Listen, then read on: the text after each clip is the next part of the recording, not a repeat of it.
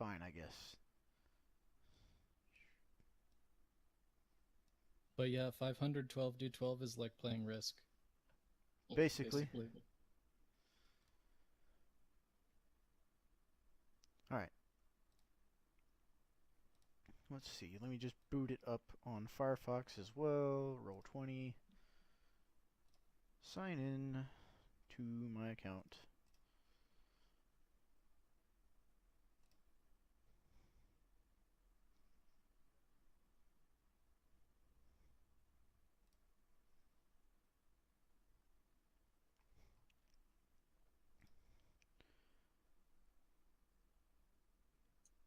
Alright. So, where's our spoopy music? I forget which one I was using now.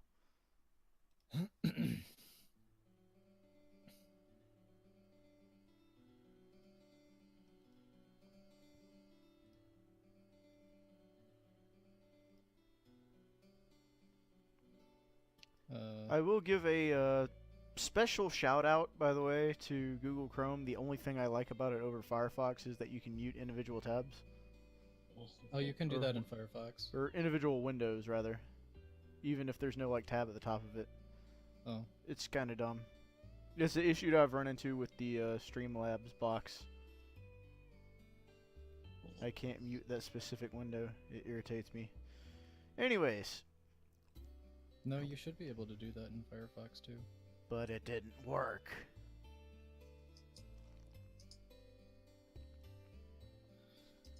Anyways, when we left off, you guys had made your way into an underground caverns filled with spiders. Did not have a good time getting to the bottom, and then met some Drider spider people. Yep. And you received some medical attention, received some information that they had been basically tunneling all throughout the underside of the world and potentially causing some cave-ins. You passed that information to them, and they, of course, weren't too happy about the fact that they've been causing cave-ins, because they may or may not have known. And now you're basically waiting on some tunnels to be finished before you can, get out, unless you fancy climbing back up and fighting your way back through some spiders. Lots of spiders. Innumerable spiders. Yeah. So, I might say too many spiders. yeah, perhaps too many spiders even. So time has passed, and you've been kind of chilling, eating, spidering for a couple days. Okay. And then eventually there is a breakthrough. So over towards the right side of town, the walls kind of come loose. Isn't that the left side? Huh? Didn't I say left? No, you said right. I'm on absolute drugs right now. It's the best shit.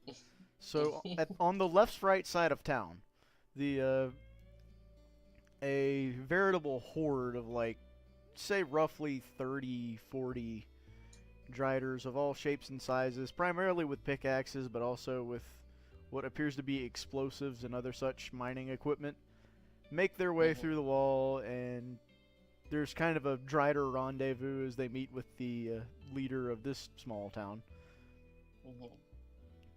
And Alright. the information gets passed that there's been cave-ins, and there's kind of a oh shit moment. Like, everybody gets really quiet, and the higher-ups, which you can tell because they're wearing some kind of fancy hat, are all sort of scratching their chins and blinking all 8 of their eyes like, this ain't good.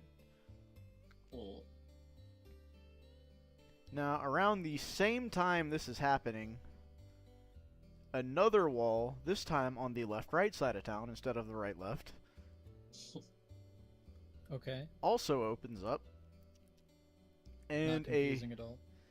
and a similar number of shitloads of Driders come out, and they just join the party. At this point, you guys are probably holed up in the inn, and there's just a bit too much going on outside. There's so many bodies moving around, and they're not just on the floor, they're on all the walls.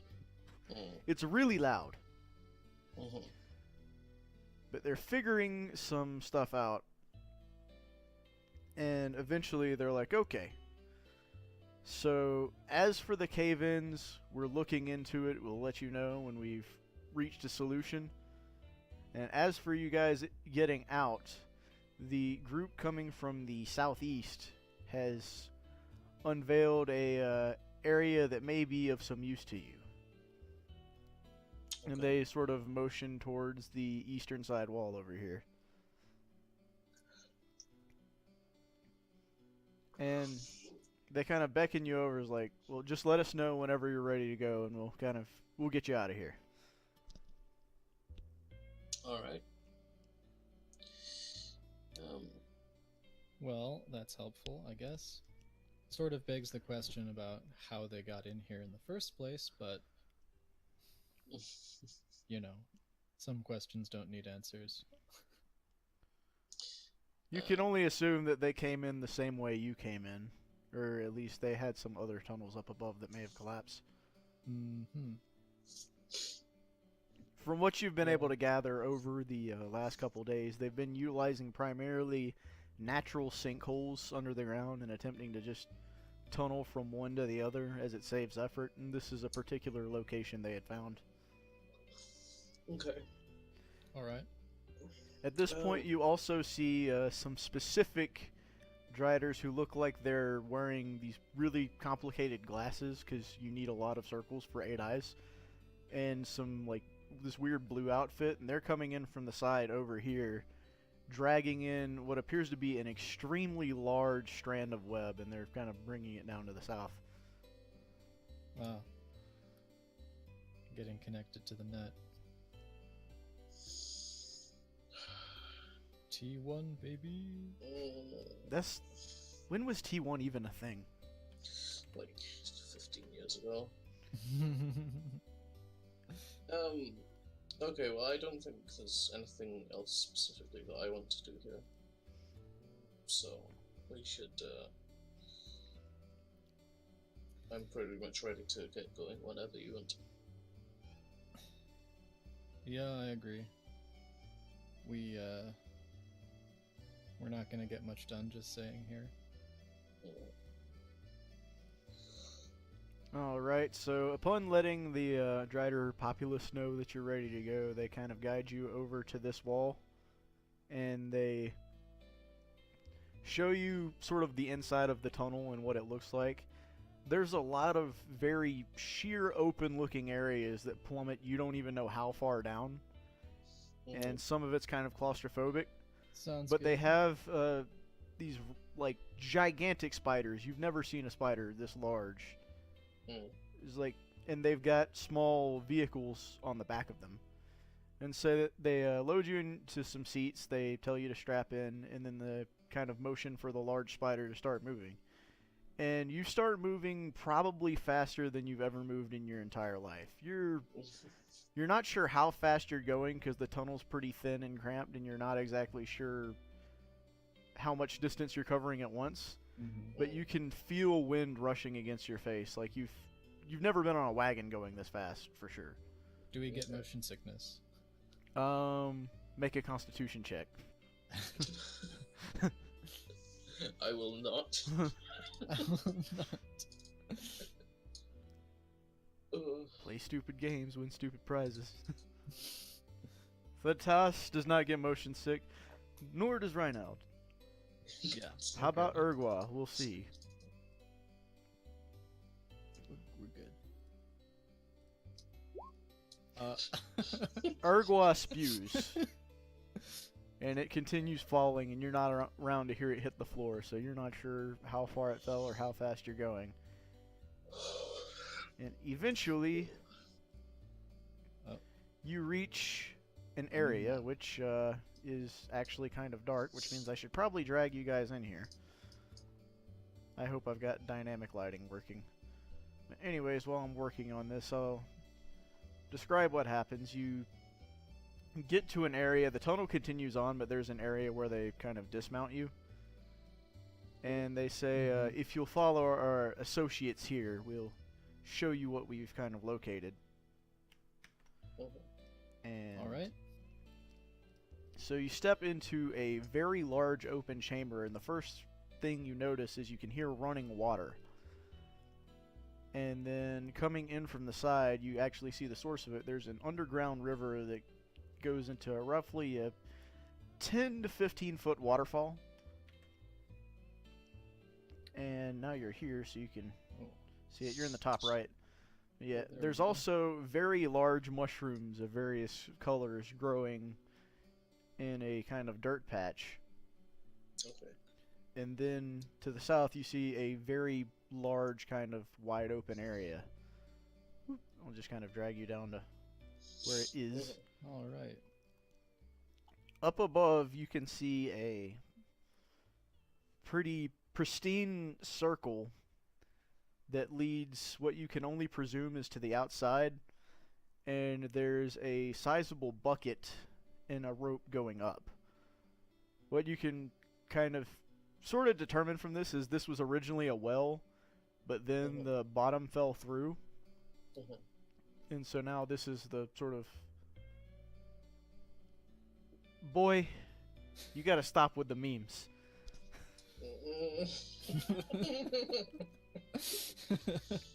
Hey, Luigi.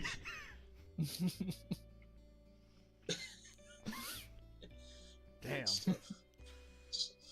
You make these memes, yet you don't have a Switch. Get on it, boy. You gotta do it Nope. for Shin Megami Tensei 5. That shit is too expensive. Get good. I had to Alright. buy plane tickets for Christmas, Oh yeah, that is a thing.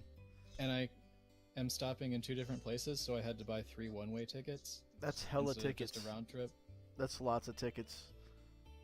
I mean, it's really just one more ticket than Yeah, usual. but but no, but it's 2, because a round trip generally you buy all at once, and you Right. save money that way. right. Okay. But So- see, it's expensive. Plane flying is expensive. Plane flying does cost hella dough, hella bread, and 17 cents. Yes. So you've made your way into this large cavern, and you can see that there's kind of a way to the top using the pulley system and the well. Looking up at the top, you see that it's been boarded up as though it's not in use anymore. But you can see some light peeking through, though not a whole lot. If you had to guess, you would assume it's nighttime currently, up above. Okay. And you're not exactly certain how long you've been down here because, not seeing the sun is a little confusing. So But- this bucket is like coming down on a rope to the bottom of the cave. Yeah, and you can see how it's sort of been repaired, presumably by driders with some web, Okay. and it's been made more durable. And there's also a much you can see a bucket that used to be there for fetching water, and then there's a much larger, almost cart type thing attached to it now. Okay, and it looks pretty sturdy. It looks sturdy enough. Okay, okay. Also, make a perception check. Not again. What could we possibly perceive? Only time will tell. So using your Crit. using your Tell me what I critical see. perception, you can see on the ground in this kind of large open area that there have been some chalk lines made in the shape of squares, as Oh, though like some city planning has been done down here. I'm gonna play They're some sort of b-roll. they're sort of 9 squares in a much larger square. You're currently standing in the most northern one. They're like, if you had to guesstimate with your eyeballs, you'd say they're about 25 by 25. Cool. All right. So is the Driders still with us, right? There's a couple of them. They seem to be very busy. They're industriously kind of skittering around. Some of Okay. them are hauling in what appears to be like a hardened web substance that they're going to try to build out of. Mhm. Others are like Okay. starting to chop mushrooms. Nice. Alright, well, All I right. guess we better go. Get back up to the surface. Yeah. Get some of that sweet, sweet natural light.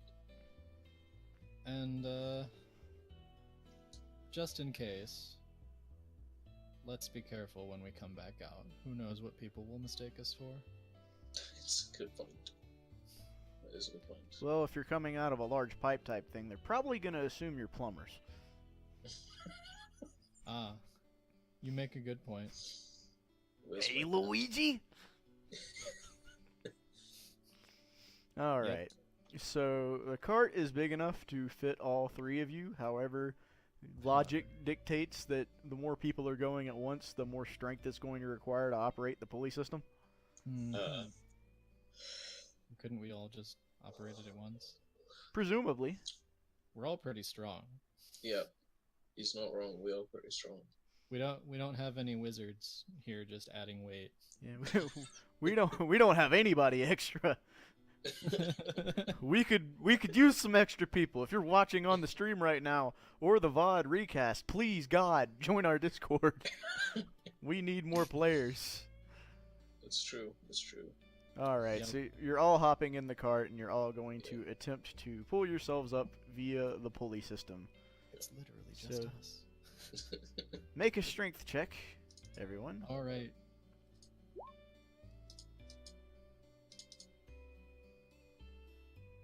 So Urgua's not kind of feeling it. She's having a hard time getting a grip, and Thudtos is as well.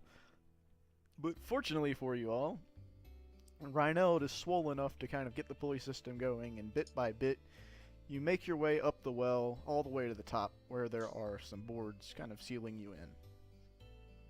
Sealing us in. Yeah. Oh no. They don't look super sturdy. Okay.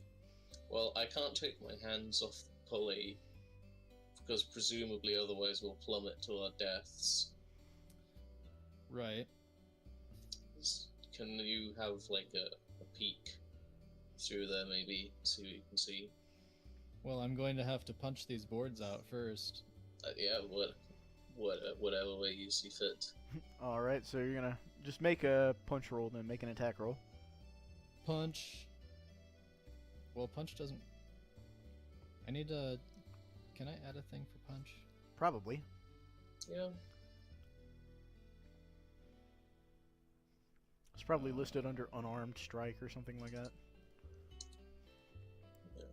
Would be like proficiency plus strength.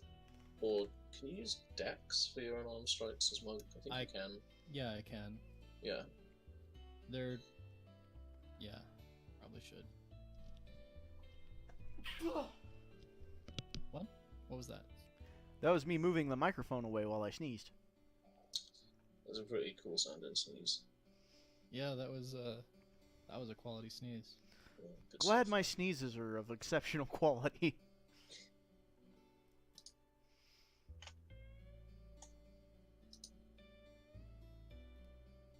Crit. I don't think there's a crit. I don't know. You don't know? I just don't know. But anyway, If you can't figure it out, just make a dex roll. It'd be Is that basically, it? what the hell? Holy shit. What have you done?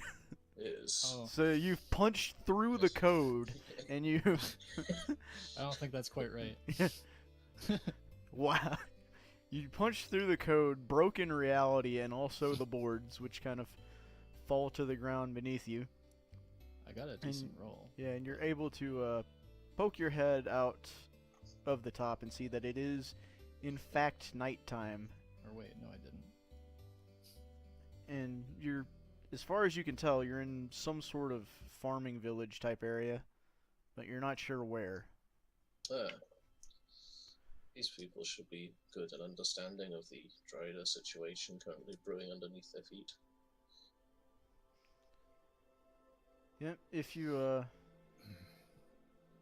by taking a look around, you can pretty quickly determine that you're somewhere in the Golden Chain. You're not certain exactly where in the Golden Chain, but that's approximately where you are. Okay. However, you can Oh, tell that forgot this... to give it a name. That's why. Huh? Punch. You can determine, though, that the town you're in is much larger than Autumn Vale was. as though it is perhaps Okay. of more importance. There are about 20 buildings of various sizes. Some of them are. There's one that appears to be a tavern and still has some noise coming from it. There's plenty of houses, lots of large barns. You can tell that a lot of farming goes on here. You can also hear the occasional loud cow mooing. And by this point, you've had the list recited to you so many times, you're assuming it's Western Lowlands cattle, but Okay. your farming knowledge is not yet up to par. We're gonna have to work on that. We need Yeah. to go to agricultural school. Yeah. So that would be it. All right, roll another perception check, by the way.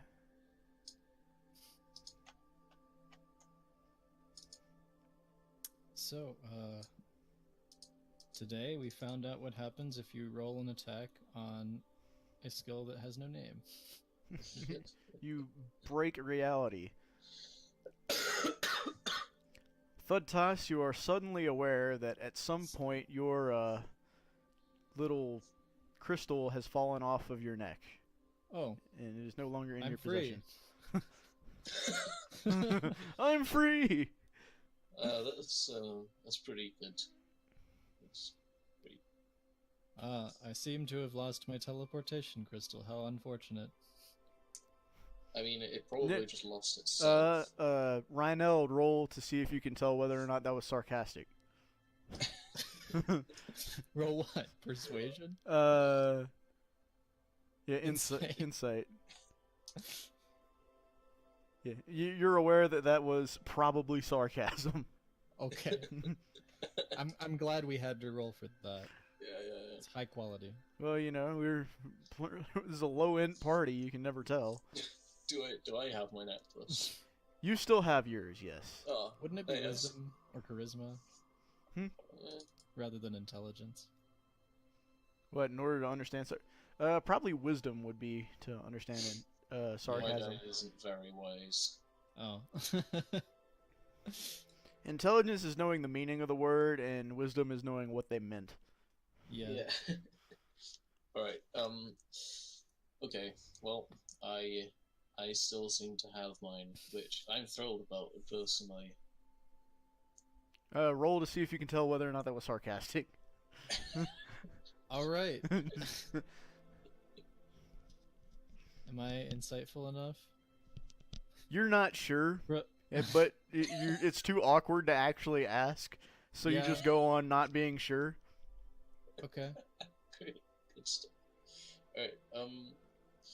Well, I guess we should probably make our way over to those buildings. It looks like there's still some people awake, so maybe we can find out where we are. Oh, wait a Yeah. minute. Oh. What do we do with Urga? Oh. I don't know. I mean, Yeah, they're not too fond of her, are they? they're Or at not least. too fond of money things. Or at least the ones in Autumnvale weren't. Urgwa Well, scratches I'm her gonna- chin like she's not really sure. I'm going to make a wild guess and say that these hill folk are of a roughly similar disposition to the other. I can't really think of any other disparaging terms for them right now. Uneducated peasants, we'll go with. But Are you Uncharacteristically high intelligence comment? Are you insinuating that the good people of this village would not understand the subtle essence of Rick and Morty? Well, you have to be very intelligent. it's true. It's true. We wasted on them. Pickle Rick! All right. Okay. So, As- Sorry, go on. if only we knew where we were, Mm. in a more exact sense.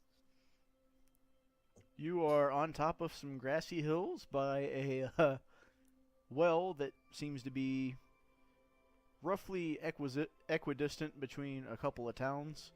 The one down here has scarcely any buildings, about 6. The one over here has quite a few more. and that's the one you're probably closer to. You can also see that there's one over here, but there appear to be absolutely no lights coming from it whatsoever. Okay. I should probably head to the tavern, but Urgo will probably have to hide somewhere. Yeah, maybe. Is there any forests around here?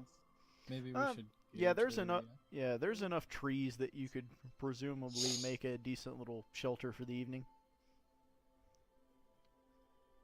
Okay. And But plus, yeah. this would not be Urgwa's first night in the woods. She does not at all seem opposed to the idea. Okay. Well, maybe we should set up a shelter there, and we'll go and talk to the good people of the town. Yes. We do need to have a curt discussion. About where the hell we are. All right, And so how do we get to where we need to be? so you've got Urgwa setting up camp, and you guys head into the nice little village. Now, on your way in, you see a sign that says "Welcome to Summervale," which tells you two things: one, you're in Summervale, and two, at least one person here is literate. So that's a good sign. Yeah. In more ways than one. Oh, it took me a half second to get that, and the half second was long enough that it was like, oh, why? So you approach from the east side of town, and hang on a sec while I fix everything, because everything's broke again. Not again. I'm good at having everything be broke. Again. So as you kind of step into town, the tavern Town is no, we're not doing that one again. So the tavern is over here taking up approximately this much space. There's some smaller houses to your south that are incredibly poorly built and drawn. And there seems to be a little more, like, this is just the north side of the village. There seems to be more going on to the south in terms of perhaps a market type area, but this north side is where the tavern is. So you kind of approach it, you head in. There's maybe like, there's the barkeep and there's like 3 or 4 people inside. It seems to be pretty late at night. Like, last call is probably coming up rather shortly. The guys at the bar are too drunk to be understood in the slightest. Okay. Great. What about the bartender? The bartender is not... He's drunk too, but he's not, like, beyond necessarily... What the hell's the English language? He's not so drunk that he can't be understood. Okay. Mm-hmm.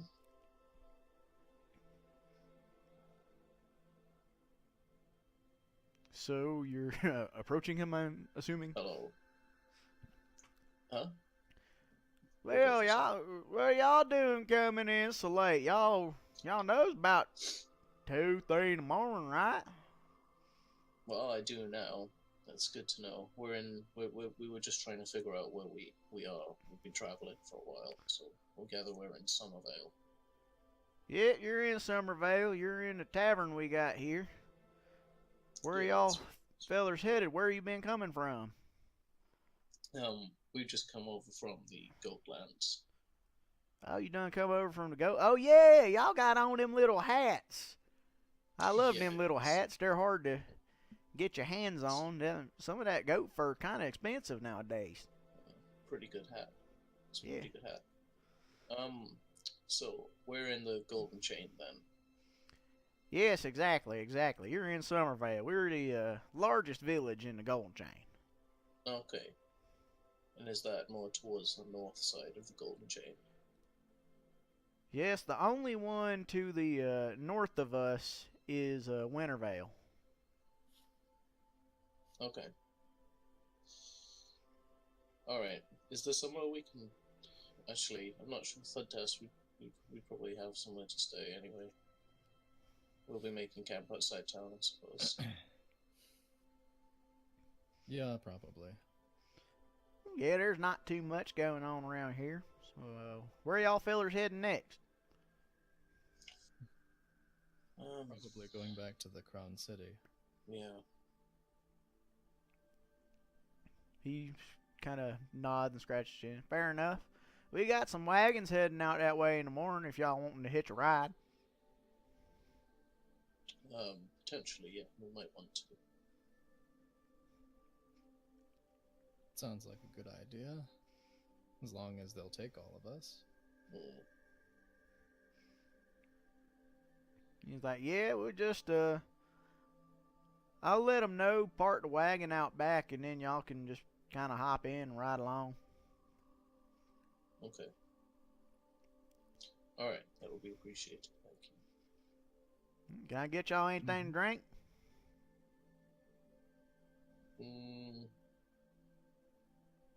Yes. Do you have any ale? Absolutely. Do you have any ale left? He's like, yeah. Old Jimbo and Jambo here, they tend to drink up a lot of it, but we still got some left for you. And he pours you both little mugs of ale. Well, they're not small, but they're not like a full stein.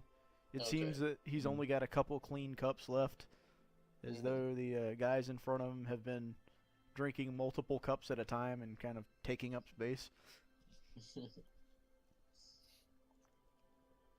How much is it? And no one's been doing the dishes. Yeah, that's also a possibility. He only charged you like a couple copper pieces. It's a negligible amount of money. Cool. And the ale, despite being a little Finally, warmer, an ale even I can afford. despite the ale being a little warmer than perhaps you would have cared for, the flavor's pretty decent. Okay, great. I'll nod approvingly and drink it quickly. Yeah. Suppose we should probably get back to our camp. Yes, we should. Alright, so you guys head back kind of out in the woods to camp. And Urgwa has basically everything entirely set up by the time you get back. There's tents. She's got a fire going. Her cat's just kind of chilling by the fire. And she has a sort of a pot out, and she's making what you can only assume to be pumpkin stew. Granted, Nice. it's perhaps not the color you think it should be, but it's food. Mm-hmm. And it's got pumpkin in it. It does have pumpkin, so it's nice and festive. Yeah, lots of fiber. So presumably you eat the pumpkin stew, which tastes alright. Then you drift off to sleep, and you wake up early enough the next morning that you have time to decide what you want to do next before the wagons start heading out. Well, I don't see. I mean, barring some kind of miraculous disguise, I'm not sure how we can get over here onto a cart full of friendly farmers. From the make a perception check if you're gonna have a look at the town and figure out kind of what the situation is. Mhm.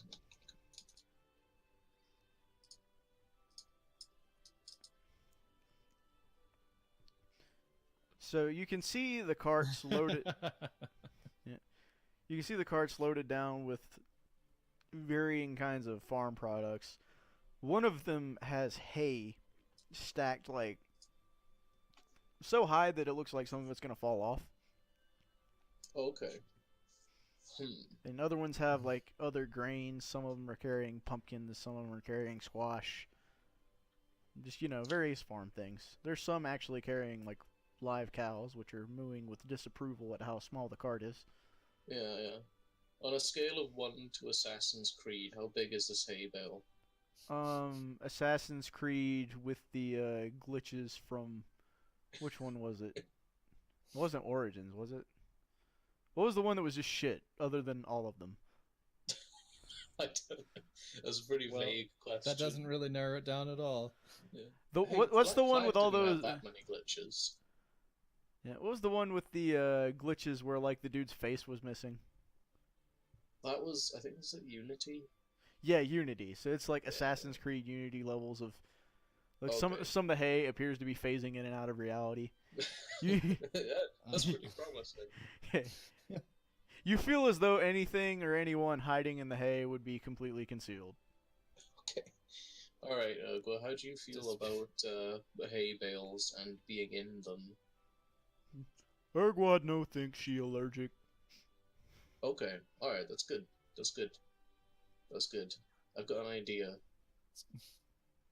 Do you now? So, if you see that hay bale on that cart over there, if you Yes. sneak up there real quick and real stealthily and then jump in it, then we can probably get down to the free city without anybody causing us problems. All right. So she Why did agrees. you have to say the word sneak? She agrees Sorry. and she attempts to make her way stealthily over to the cart.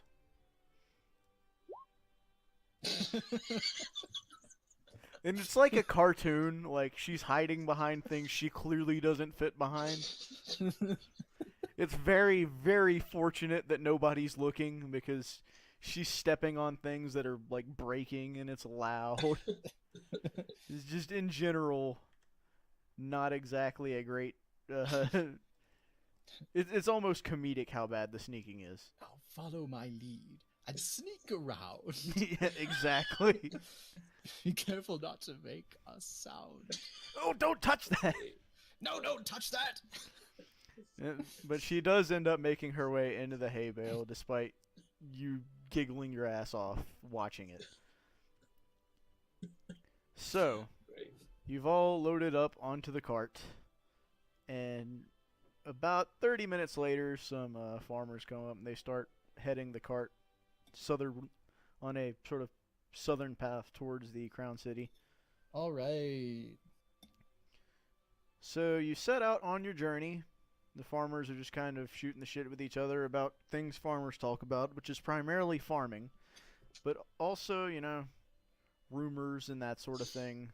It's mainly about which farmers are sleeping with which other farmers' wives, and just the general ratchetness that goes down in a farming town. There's not a Sure. lot to do. They get drunk a lot.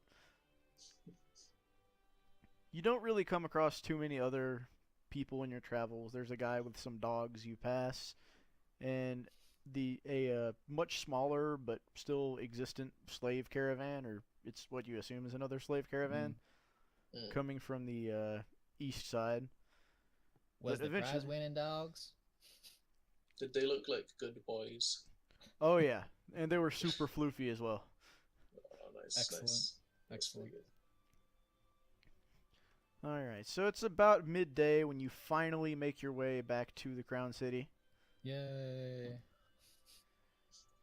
We didn't And- have to teleport. You guys are like, yeah, fuck that mechanic. Yeah. All right, Hey, let's that's not let's mine. see if I Alright, think so- there's something funny to do with it. yeah, Urgwa tactically unloads from the cart, which is Alright. somewhere around like, hang on, I can't edit the. Okay, let me move this to the tokens layer. That would be perhaps better. Yeah, you guys are somewhere around here when they're unloading. Lots of things are being ferried into the shopping district.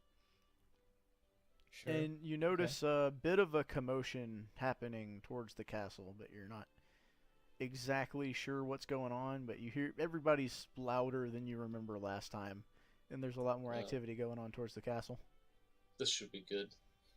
Alright. I've always wanted to attend a riot. Well, it doesn't Oh, appear that anybody's now's the rioting. chance. It appears that like something might have just happened, and the crowd is still gathered there. Okay, I'll turn to Urgo and say, okay, Urgo, if anybody asks, you're half orc, okay? Okay. Alright, good, good. Alright, well, I'm gonna jog on over there and see what's going on. Oh, nice. Getting All that right, cardio so in.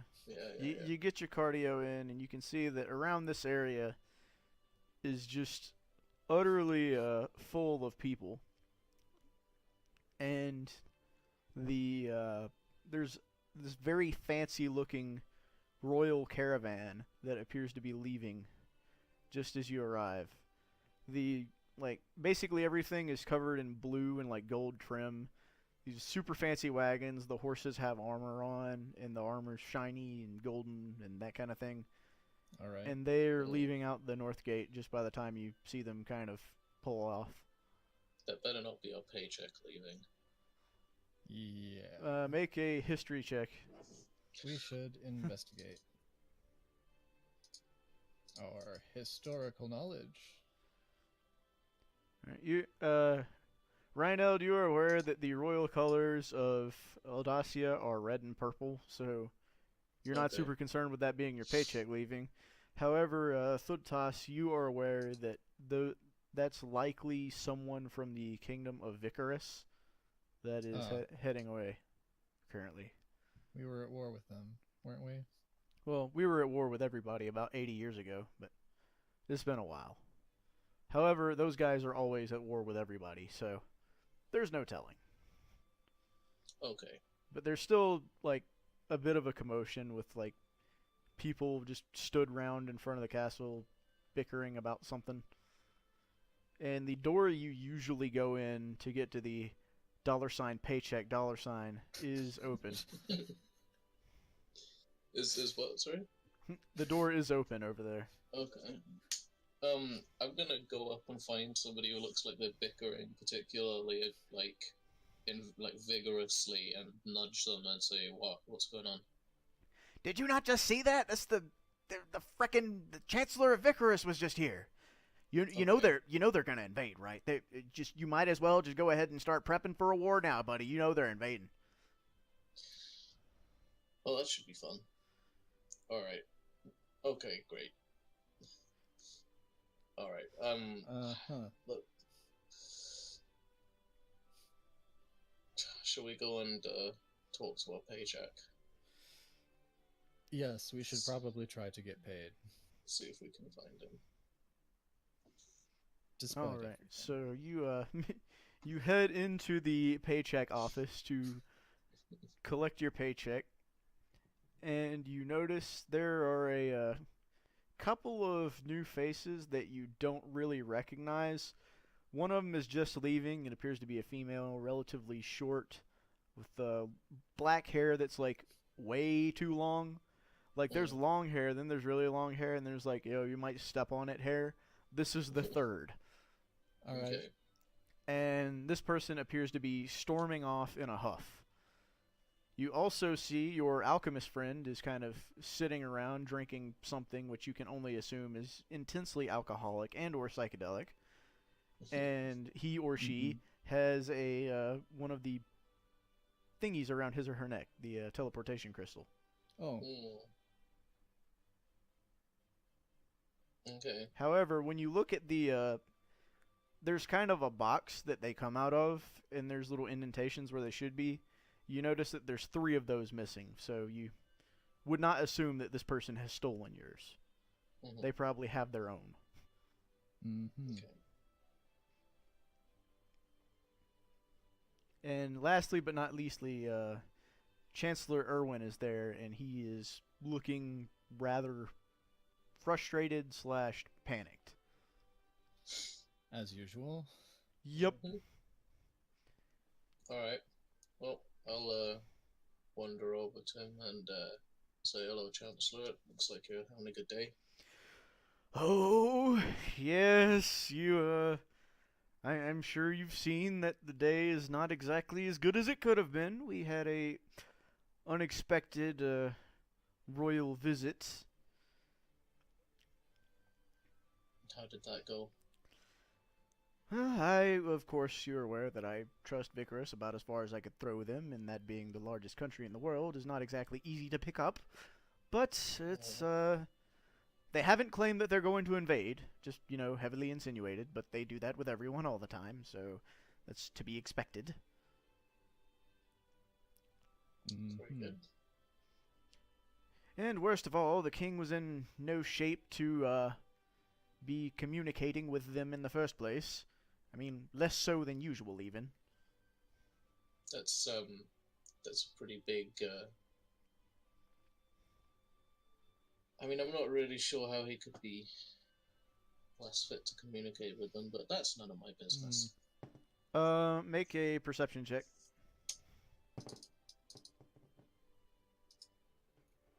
Perceive. Man, perception is fucking. Yeah, using your extreme perception, you hear from down the hallway and like decently far away in the castle, you hear something along the lines of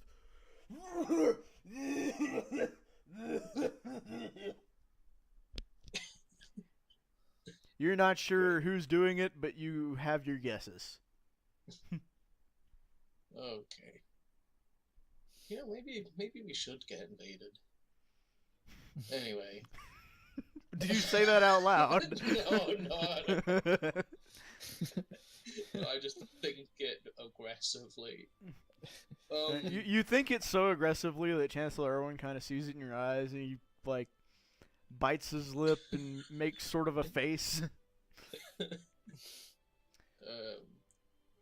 Okay, well, we've been investigating the two things that you sent us off to look into. He says, yes, I see you have a compatriot with you as well, eh? Yeah. This is Urga. She's helped us investigate our investigations. She's a very capable half-orc. Hi, I'm Urgwa. And Yeah. he looks her up and down and is like, half? Like, fair enough. And he Yep. also hands her a crystal, which he has to like get up onto a stool to put around her neck. And he looks at Thud Toss like, oh, you seem to be missing yours, eh? It made itself scarce. Well, no matter. And he hands you another one. So now there's 5 total missing out of the relatively sizable box of them. It's as though they were kind of bulk manufactured. Wonderful. Okay. So we managed to stop the Gnoll attacks that were plaguing some of the villages in the Golden Chain. That was fairly simple. Fair we enough. just killed the Gnolls. And what of the mysterious disappearances? Have you looked into those? At this moment, I'm realizing that I should have probably discussed with Thuntas previously what we should tell the Chancellor. Probably.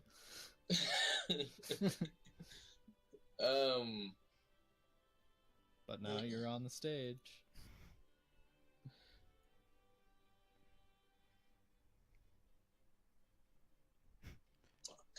And he's looking at you kind of explaining like, well... Well, okay, so we determined that there was some unusual geological activity being caused in the area around sort of the Goatlands that was causing some minor cave-ins and such. We determined it was being caused by some spider-like creatures. We also killed a lot of spiders, and we expect the cave-ins to stop shortly following our action. He goes, fair enough, fair enough. Well then, I suppose, good as any, you gentlemen should be paid. And as he says this, you hear the hacking and coughing get louder, and the king kind of pokes his head in through the door, and he looks like an absolute wreck. Like, you see even someone who's been sick for like a week and a half. That's about how bad the king looks. Like, Erwin, you pay him good, boy. You gotta pay him real good.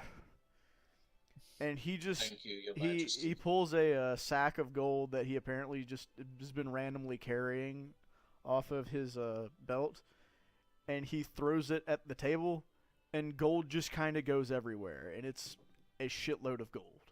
All right. Very good. And Do you have a then he wanders off and starts like hacking and coughing. Okay. Very good. Um, so this would be ours then, I suppose, Owen. Yes, absolutely. However much the king deemed to pay you is probably plenty. And he looks a bit nervous, as though the king might have thrown like way too much money. That's great. It's good to know we're being compensated fairly. I admit I had my doubts at first. So I'll start kind of scooping this gold up off the floor into a pile. All right. So as you scoop it up, you kind of start realizing that this might be enough that it's gonna make you walk a little slower carrying it all. That much gold. And upon like getting it all together, and you're kind of counting it as you're picking it up, I'm assuming. You at this point you have about 500 gold each. Damn. Each. All right. And Urgwa has also been given like a significant amount. Sweet. You also notice as you are kind of in there doing your business, counting your gold, there is a surprising amount of blue aquatic looking people in like maid uniforms and the sort, dusting and polishing and cleaning and doing that sort of thing. Mm-hmm. As though I didn't perhaps notice these people around before. Erwin kind of shakes his head like, yes, the king has made a purchase. We'll say that much. Mm. There's few people who are a little less than happy about it. Some of us don't perhaps think it's right to purchase beings, and others of us think that we perhaps may have overpaid a little bit. Very good. Yes. But Cool. yes, it that brings me to my next point, gentlemen. There's another situation I would like to have you two look into. Okay. There's I'm sure you've noticed as of late that the river, the water level has been raising and lowering considerably more than it should be. I was wondering when we'd get to this. And I would like you to look into the matter. I'm sure you've gathered a little bit of information on the subject. You two seem quite capable. And he looks up at everyone and is like, ah, you three. And then he looks over at the alchemist in the corner and is like, four. Seem to be rather capable. So I trust you will be able to deal with it. But it's becoming a problem. And if we are to host the grand tournament in less than a year now, we don't want the kingdom of Vicaris having problems bathing because the river's going insane. Seems reasonable. Yes, because bathing is the greatest of our concerns. Well, truly, Well. bathing is a great concern. Then he kind of like, if you look at him, you can kind of tell he seems very worried about something, but you're not sure what. Mm. Well, as long as we continue to be compensated, you may rely upon our service.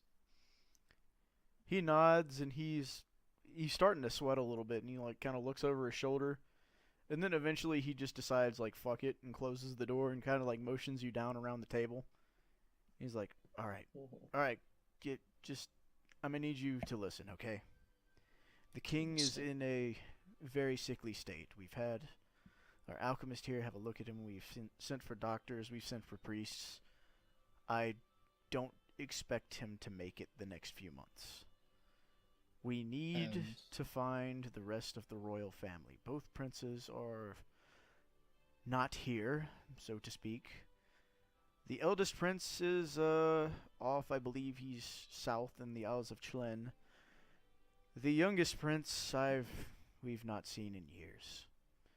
And the princess who you just saw is, well, she's young. She's angry all the time, so she's probably going to stay locked in her room. But we need to find the rest of the royal family because there's going to be problems if someone is not on the throne and we are hosting a grand event with many nations attending. You understand? Mm. And are they all as capable as the incumbent? Absolutely not. They take after their mother, so to speak. Can I do a history check to see if I know what that means? Yes, absolutely. I'm gonna do it too, even though I didn't Yeah. think of it. My guy is stupid. I'm a history buff. Oh, I guess I Ah. don't know this though. Yeah, so you are aware that at one point, uh, Only study Beastman. this particular king that's currently reigning had a wife at some point, Nice. and while the two were married, the kingdom was still decently prosperous, but folks got the sense that perhaps she was the one doing the work. Mm-hmm. However, this was quite a while ago, and there was she kind of stopped appearing publicly, and people made assumptions, but she hasn't been seen around the city in quite a long time. Okay. So, so we need to find these princes or any other members of the royal family, is what you're saying. Yes, that's correct. If the worst comes to worst, we can attempt to rely on the princess, but she's still young, still moody, and I don't think she's quite ready to assume the throne just yet. Is there any reason these princes would have gone into hiding? Well, the eldest prince is fancies himself less of a prince and more of an artiste, and he travels around playing his flute for gigantic crowds and doesn't seem to have the slightest care about princely things. And the younger of the two, well, let's just say the prince didn't, or the king did not exactly take the kindest to his prince's choice of a potential new queen, if you catch my drift. Okay. All right. Also, make another insight check. Okay. I am insightful, probably. All right. Well, more than that. Reineld, you don't remember shit. Thudtas, you seem to remember being somewhere at some point and somebody saying, "Hey, look, that's the prince." Uh-huh.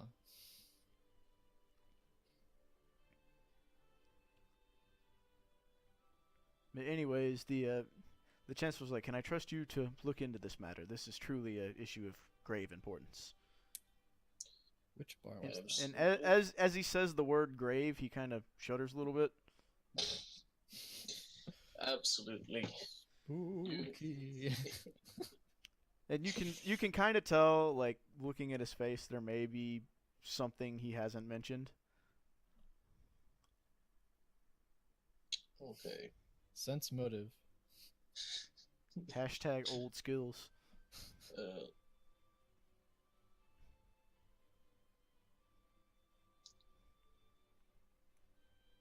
well, I suppose that probably concludes our business here. So we've got to investigate some water and find a prince. Is that about right? I think so. The water we at least I think have a bit of a lead on. Right.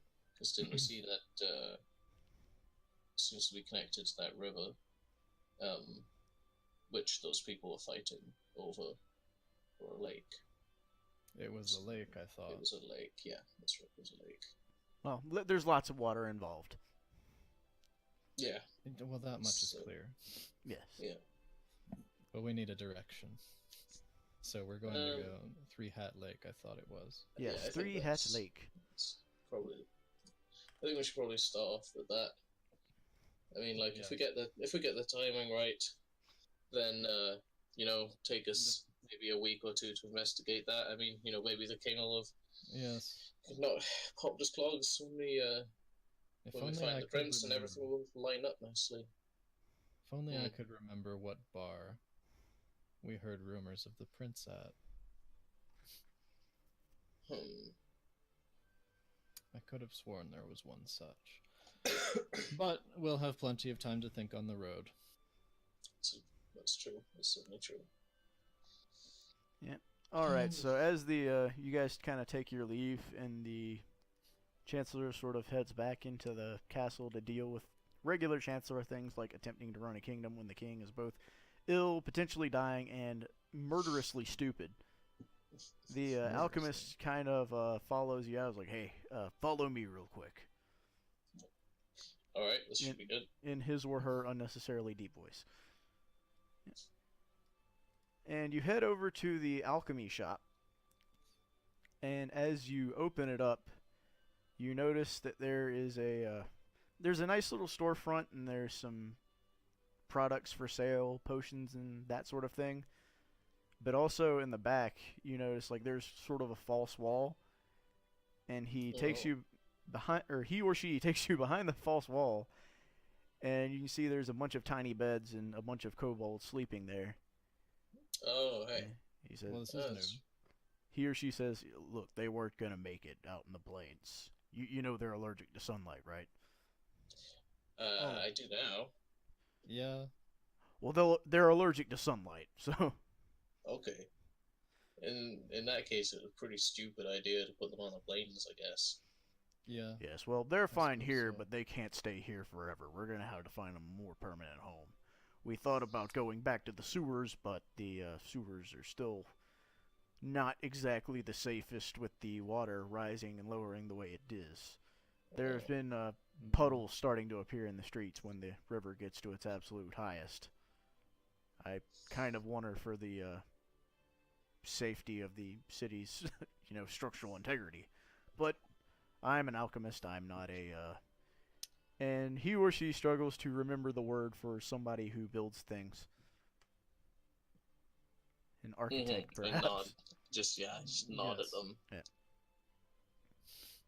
Okay. Well, Understanding. Yeah. Also, at this point, the sun has gone down and it has gotten kind of dark. But okay. it's early evening, so the Hmm. sounds of various drunken things have started outside. Good Well, stuff. if only there were a way we could get the Driders to take them in. But that's rather far away for people who can't travel in the sunlight. That's a pretty good idea, but yeah. Hmm. I mean, that might work out very well. Well, I mean, we do have. Do kobolds like mining? Well, they do their fair share. I mean, they did build the sewers after all. That's a good point. Okay. Well, that might be a long-term plan for them. Fair enough. Didn't So- we tell the Driders not to open up a hole near the Crown City, though? Yeah. So it might be difficult to get them there. And the alchemist thinks for a second, and then kind of motions you around the corner to the sort of back portion of the alchemy shop. You're handed a mask to go back there, and you immediately recognize why. There's all sorts of fumes of things that probably your average alchemist shouldn't be leaving alone while it's still brewing. You're kind of motioned Well. back there, and the alchemist picks up a sort of like sealed box and brings it out and kind of shows it to you. And opening up, it looks like a rod that is glowing the same color as the crystals. You've been busy, haven't you? Well, somebody's got to do something, the government here is not gonna do a whole lot of. You start to get the sense that perhaps language is not the alchemist's strong suit, nor is it the DM's. I see. They are fairly Yeah. incompetent, yes. I didn't even have to roll to realize that. Wow. The alchemist goes, so what I've determined is, when you're when you're by yourself, using your stone will bring you to the home stone. And when you're at the home stone, using it will bring you to the largest group of stones that seem to be traveling together.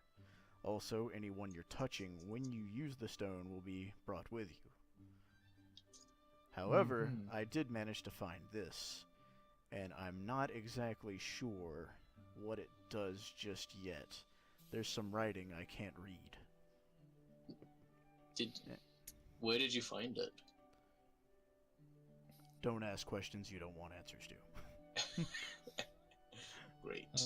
I mean, if it was in the tower, you can just say so. Well, yes, it was in the tower, but I have the sense that I wasn't meant to be there. You can never tell what's meant to be guarded because the guards aren't actually there. They're typically off gambling, but Yeah. Going through there, I Well- get the strong sense that I wasn't meant to be there. There may or may not have been some dead bodies.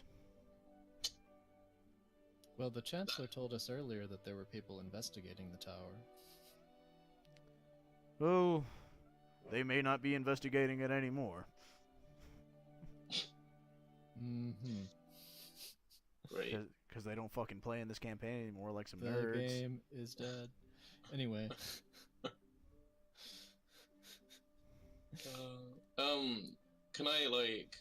Can I read what it says on the? I speak Dwarvish, so is it Dwarvish?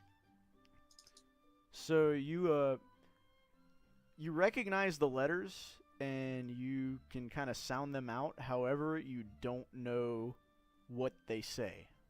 Okay. Yes. Well, So like Only it's we have- written in dwarven letters, but it's not dwarven. Okay.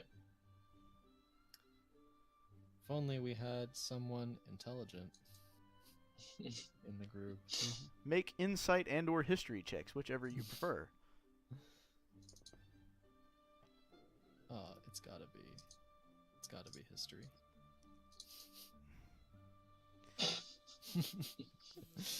It's like nodded at like, yes, this is a rod. Yeah, you are aware Yes. that there are some commonly spoken languages that also use the dwarven text that are not dwarven, but you cannot for the life of you remember what they are. Okay. Yeah, who uses that? I just don't remember.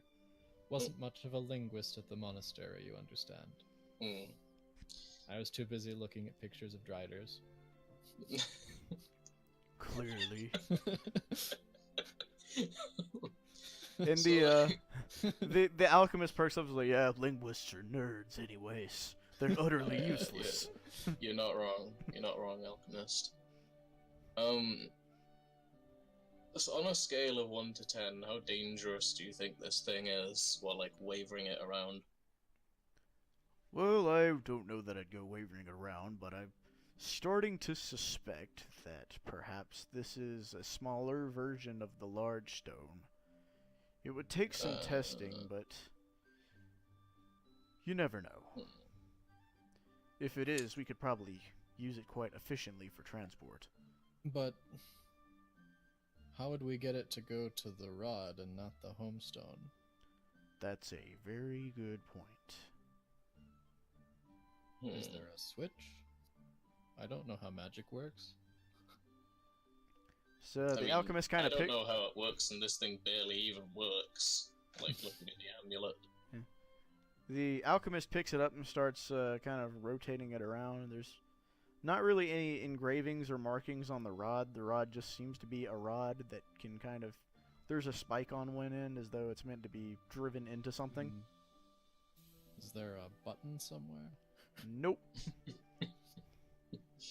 A switch? Indentation? Nope, you see no such thing. Just some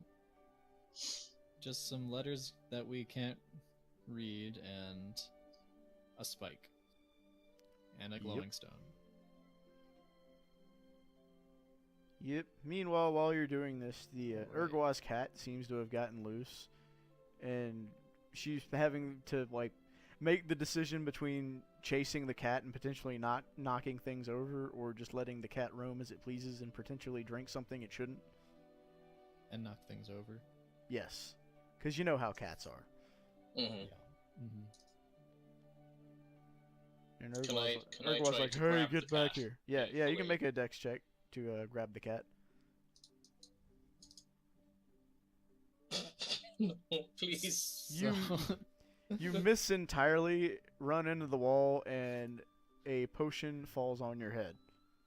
Oh boy. What does it taste like? It is very sticky and sweet. Your hair is now purple. Oh. Great. Well, it's not the worst thing that could have happened. That's true. That's true. And the alchemist kind of slams his or her fist in the wall and goes, "Shit. You know that's hard to get out, right? No. You might be rocking the purple hair for a while." Okay. So it's Well, going to whatever. be even I harder was to sneak. bored of having normal hair anyway. I'm sure you Okay. can. I'm sure you can start the trend. You can make the, and then all of a sudden, like the alchemist's eyes light up. It's like, we could make this a thing. This could totally be a thing. This could make so much money. Oh my god, yes. You're welcome. You're welcome for the idea. The hair dye that doesn't come out. Precisely. A decision that you won't regret for the rest of your life. How delightful. No, see, that's where it's genius. Because then, if you do decide that you're gonna regret it for the rest of your life, you have to buy another potion from him. Oh. And I like at this suppose. point, the alchemist is just like clapping, like yes, yes, yes.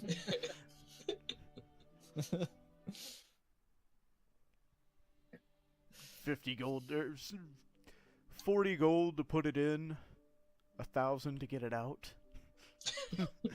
Oh my. Yes, this is yes. So the alchemist is kind of rubbing his or her hands together quite greedily, and Urgwa is still kind of tactically attempting to corner the cat.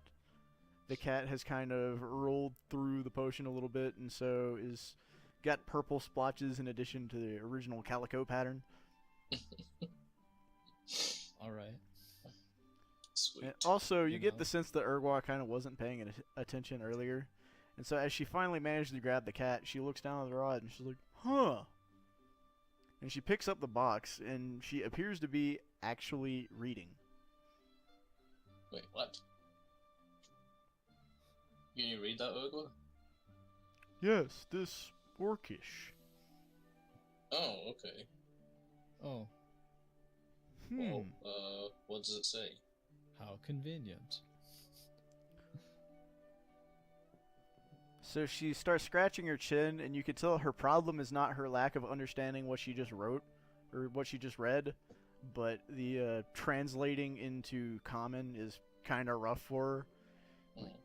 So, this, and she points at the rod, go in ground.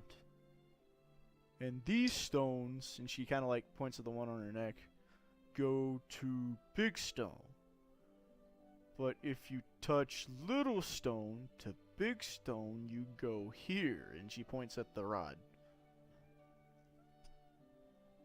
Huh. Okay.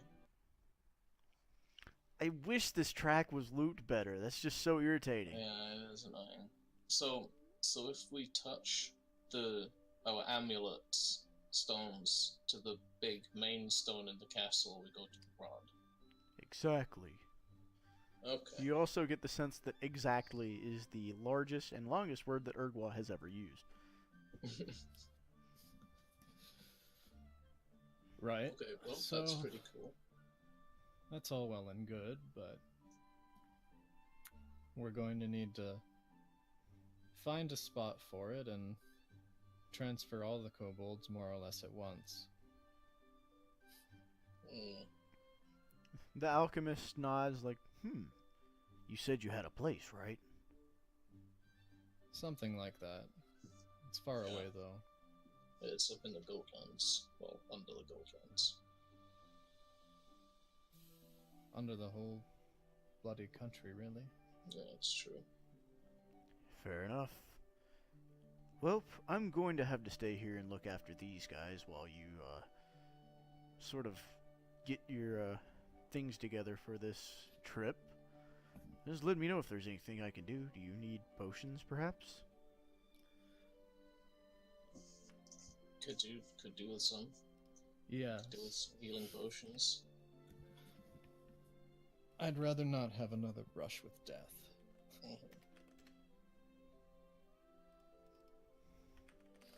All right.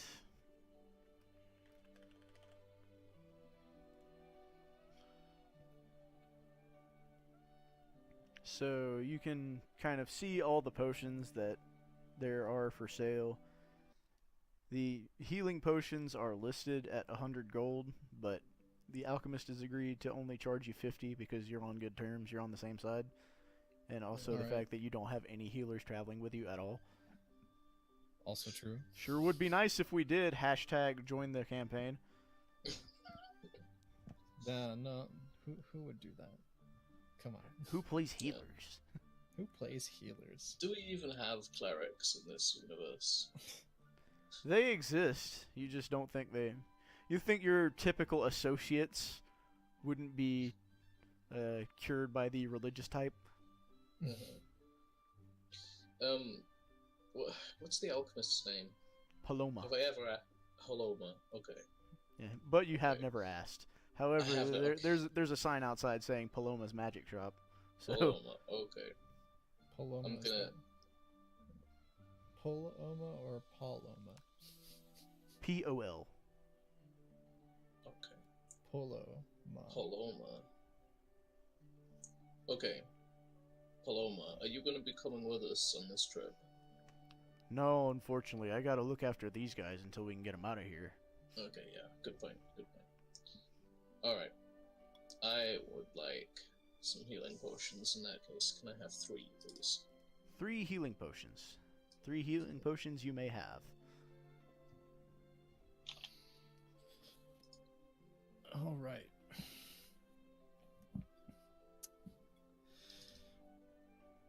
Well, I'd like 2 to keep on my person as well. Alright, so 2 for you. Yes. What other kind of potions we got for sale? The ones you see primarily for sale that look usable is there's a potion of haste and a potion of invisibility, both of which are priced at 150. Hey, can I get a bit of a discount on this invisibility potion? Well, I could only really bring it down to 100. Those are really expensive to make, if you get what I'm saying. Mm-hmm. Pretty cool to be invisible, though. What yeah, are you going it to is do useful. with an invisibility potion? If you I- don't I- mind my asking. I could, like, if I gotta sneak past a dragon or something, go something like that. Steal an entire horde and then go spend all the money on a Clank, boat with wheels. Clank. No, that wouldn't be a problem. So, yeah, I could take my armor off well. beforehand if I had time to plan. I suppose. Look, it's just, it would be pretty cool. You got to admit. All right. Would be pretty cool. Okay. All right. I'll give you 100 gold then. Alright, so 100 gold you spend on an invisibility potion. Okay.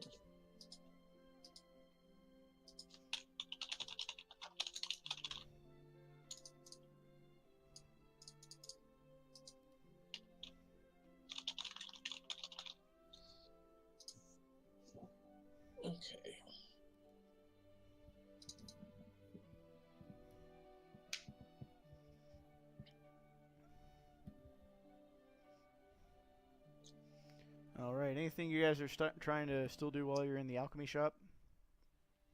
There's anything else I want to do here? No, I think that's all. All right. So the two of you plus Urgwa take your leave out of the alchemy shop and step out into the market. And right away you hear the sounds of drunken revelry and people trying to sell things on the street and your typical babbling maniacs. One of whom's actually relatively close to you and is like motioning for you to come closer. It's like, you gotta come here, you gotta come here. You're not gonna believe this, but you gotta come here. Okay. Not going to What's- believe it. Yeah. What seems to be what's going on, my good man?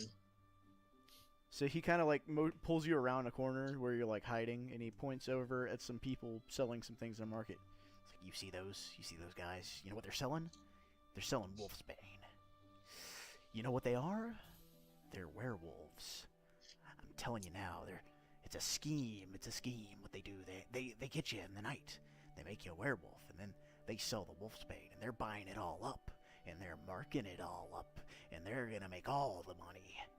I'm telling you right now, don't trust them. Don't trust them. But carry some wolfsbane, but don't trust them.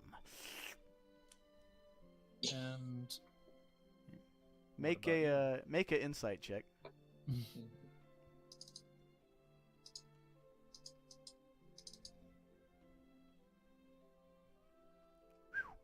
Well, Okay. yeah. Thudtos, you have no idea about anything going on. Sure. However, Rhinel, you are aware that this dude does seem crazy and also kind of drunk.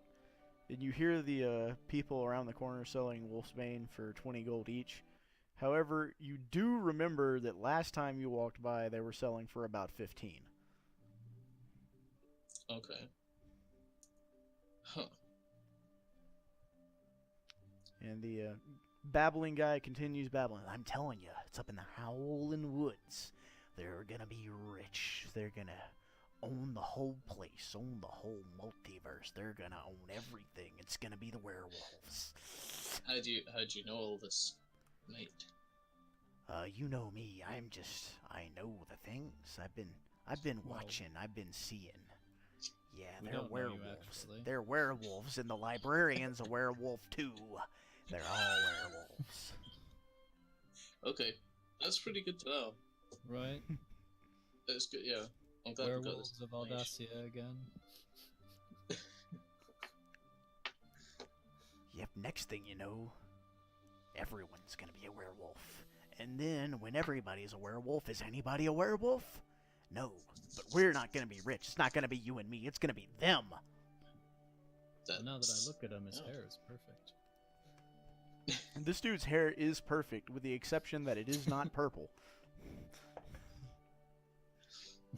Alright. What do you think, Thudhurst? You want some wolfsbane? Wolfsbane? Well, if he speaks true, won't we be just buying into the scheme? We would need to find an alternative source of wolfsbane if we didn't want to be one of the sheeple, so to speak. That's a good point. And as you guys are kind of walking away from the corner, it's like, there's only two kinds of people. I'm telling you right now. There's wolves and there's sheep. Sheep? You kind of walk your way down the alley, and you hear wolfsbane. Get your wolfsbane here, like they're selling popcorn at a sporting event. Mm-hmm. Well, I haven't really got any plans on becoming a werewolf at any point soon anyway, so... 20 gold, only 20 gold.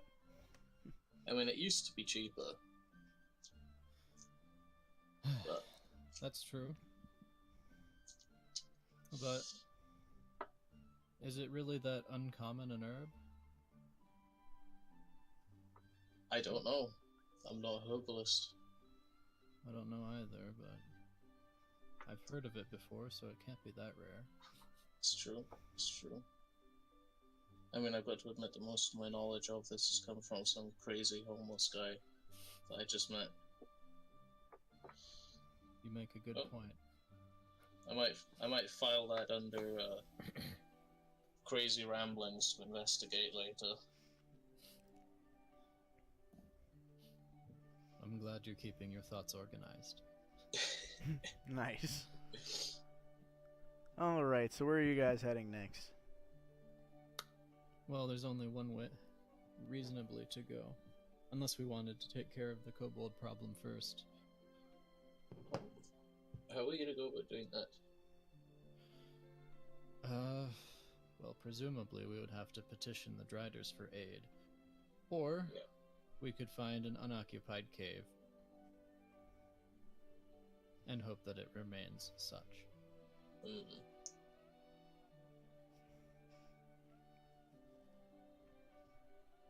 I'm sure we could find a way to transport them to the riders.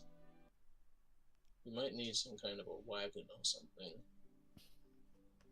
Or Some we kind could of mobile. attempt to transport them all using the stone. Well, I think from my understanding of what was just explained, which I'll freely admit may not be all that solid, would be that we need to get them to the main stone in the castle to move them to where the stick was. We could put the stick in the Drider cave. That's true.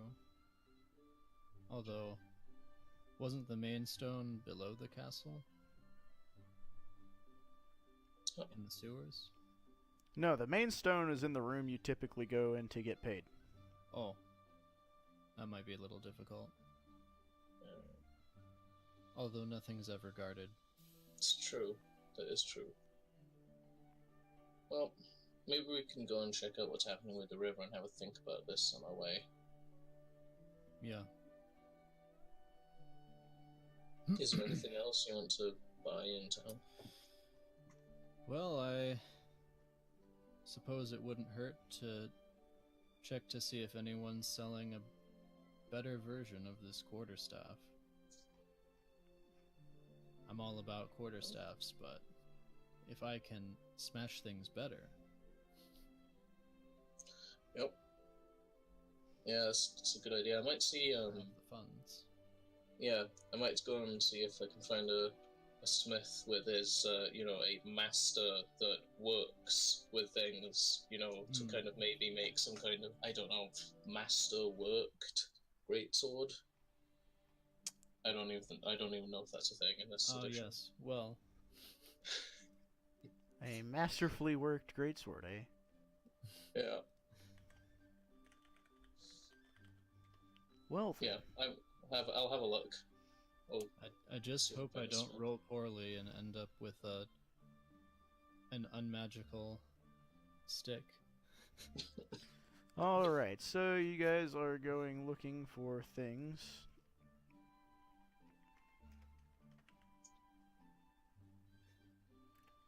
I've already got one of those.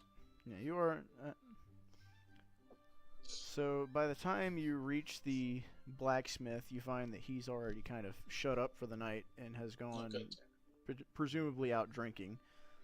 However, there is a sort of woodworker nearby who does have sort of staves and things of that nature for sale, but also like walking sticks and just various woodworked things. This is the kind of person who you see they've turned a statue or like a tree into a statue of a bear standing up in their front yard. Okay. And he's selling things.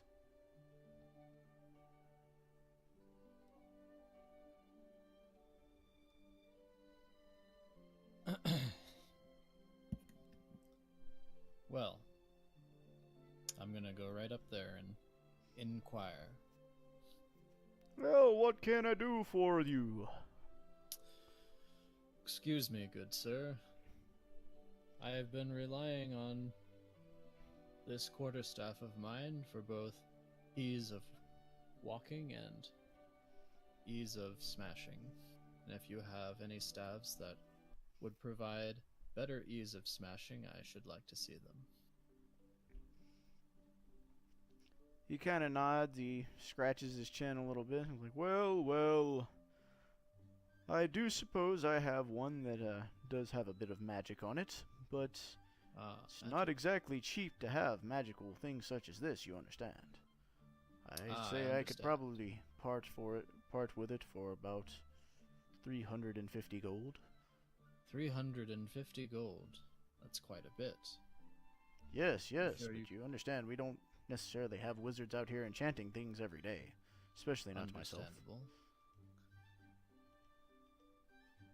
Do you have much of a clientele for this kind of product? Oh, not typically. I'm assuming, sir, don't forgive me if I'm wrong, that you're a monk, but it's kind of not too common to see monks around here these days. Yes, well, there aren't any monasteries nearby. True, Due true. to extenuating circumstances, I find myself all the way out here in Aldacia. But I should like to have that staff. Well, 350 gold and it is yours. Are you sure you couldn't lower it to 325? Oh, I suppose I could for a good man such as yourself. Ah, you're a good man yourself. Thank you very much. Alright, so you acquire a staff. Make an Arcana check to see if you can tell Yay. what it does. Arcana. Whoop. You can tell that you will probably have a +1 both to hit and to damage using it. +1 to both hit and damage. Yep, And it's magic. yep.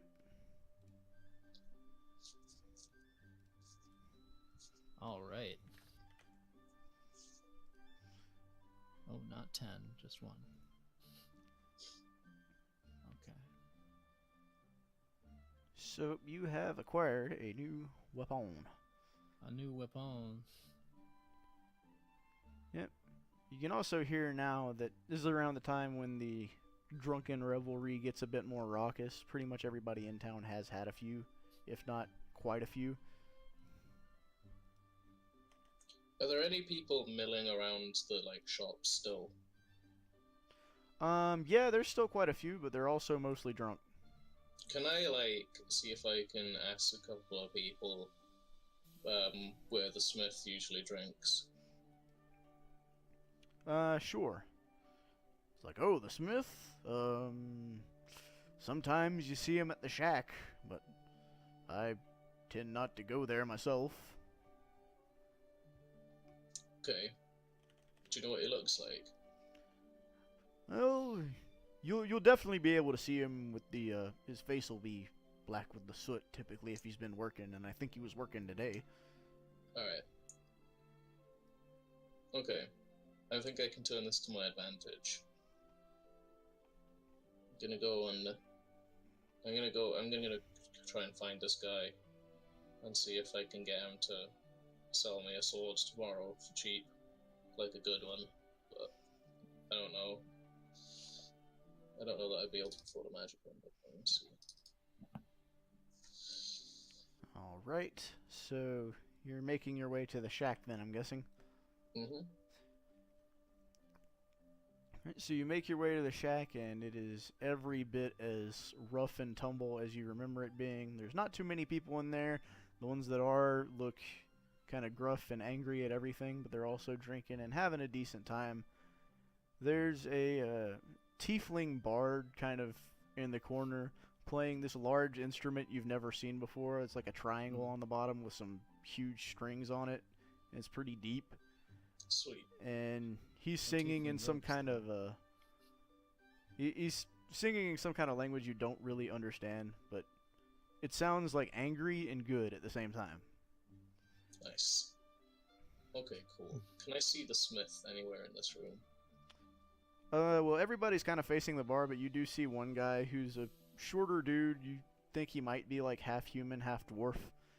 And he's got, of course, the requisite enormous beard, and he's kind of got some soot on his face. Alright. I'm gonna go down and see if I can get a space next to him and order a beer and be like, hey, so you the good smith I heard about? It's like, yeah. Somebody told you about me, huh? What? Yeah, I heard you're good. Well, you heard right. I'm damn good. Do you make much weapons? Oh, yeah, I'm primarily an armor guy myself, but I do have a sword here or there. Oh, okay. Because I was looking for somebody that could sell me a good two-handed sword to replace this one I got on my back. He looks at the one on your back. He's like, "Well, the one you got on your back ain't bad, but I think I'm picking up what you're putting down." Mm-hmm. Yeah. Let me get you a drink. I'll buy him a beer. Oh, well, thank you so much. You get him a drink. By this point, you spent about a gold on drinks. Also, the bartender recognizes you guys. Like, hey, it's you guys that were doing the stakeout. Did you ever find those kobolds? Yeah, we did. We definitely did find those kobolds. Nice. Hope you haven't had your trash being rummaged through so much anymore. No, not had any problems with that recently. Good to hear.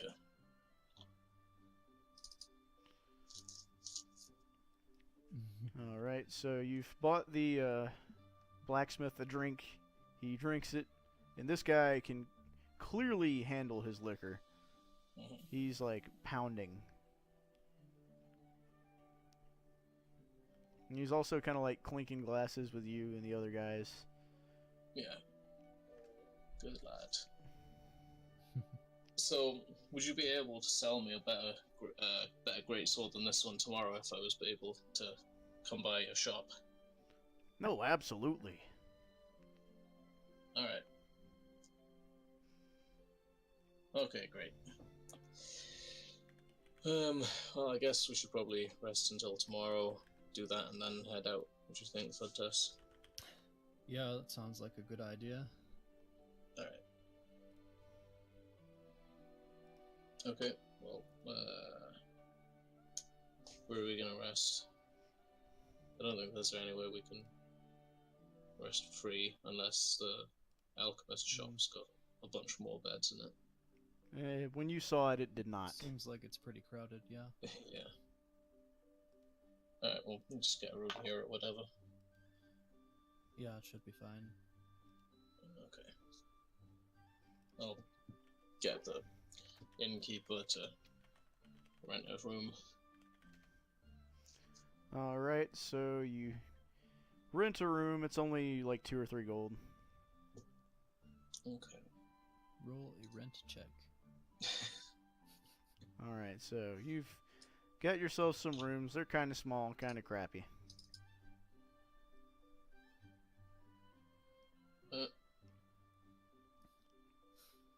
I'll sleep. I have no further business with this day. Yep, I'm tired. I got a shiny new magic staff. But not That's a pretty magic sick. staff. It's a quarter staff. It's for smashing. It's pretty So sweet. I'm pretty content. I'm gonna find a corner somewhere and just sleep. Alright, so you guys are going to go ahead and head to sleep. Yeah. Mhm. Alright, so you wake up the next morning. Let me switch to the track that actually loops.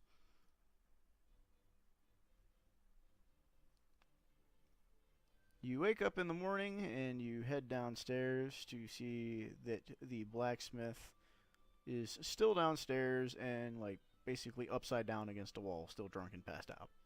God damn it. I'm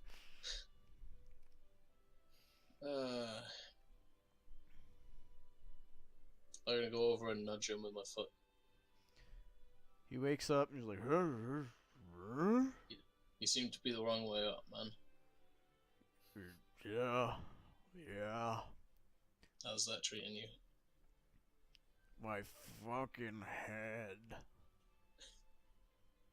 So he wakes up and he kind of like finally gets himself the right way up, and you can look at this guy and you can just feel the hangover, and it's this guy he's not in a good way.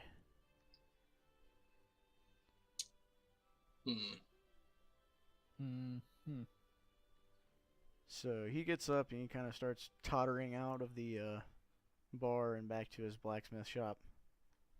Yeah, I'll follow along with him. So he brings you back to his shop. You follow him along, and he's ended up like he kind of throws open the door. You see the armor and the weapons sort of all along the walls, but he's pretty clearly like struggling to stay alive and awake.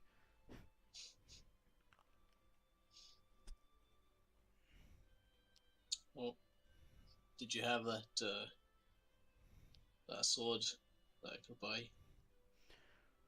Oh yeah, it's just come with me. I'll show you where it is. Alright. So he brings you into the sort of side. You see a pretty ornately carved weapon. Make a insight check to see if you can tell what it is. Well, I don't know swords. And apparently you don't either. You It have. looks like a sword. Yeah, it looks like a sword. It looks like a pretty nice sword, but it Uh, does look like a sword. okay. Is it, a large sword? Yeah, oh yeah, it's definitely a good, that's large. good. It's a huge sword, and it looks like Oh, hell metal as Yeah. fuck. Fuck yeah. I'm here too, right? Yeah, you're here too. All right, I'm gonna roll insight just cause. Nice. Yeah, All I'm a right. little better. I'm a little better at knowing what swords are apparently. Yeah, you don't necessarily know what it does, but you can tell that like the hilt is kind of carved in the shape of a dragon, and you may or may not have seen something like this before. Uh-huh. But you also see some strange runes on it that you're not entirely familiar with. Okay. Well, it looks pretty cool, so how much do you want for it? 500 gold is the price on God it. damn it. Let me,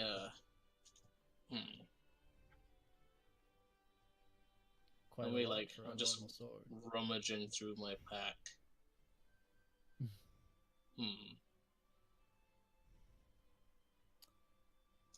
Well, I can't tell if it's magic or not, so I'm going to start insisting that it's a normal sword. It looks cool though, look at it. Look, I tell you what, all I've got is 333 gold pieces, and I'll do you a part exchange with my old sword. How does that sound? I still don't know if I can afford to let that one go.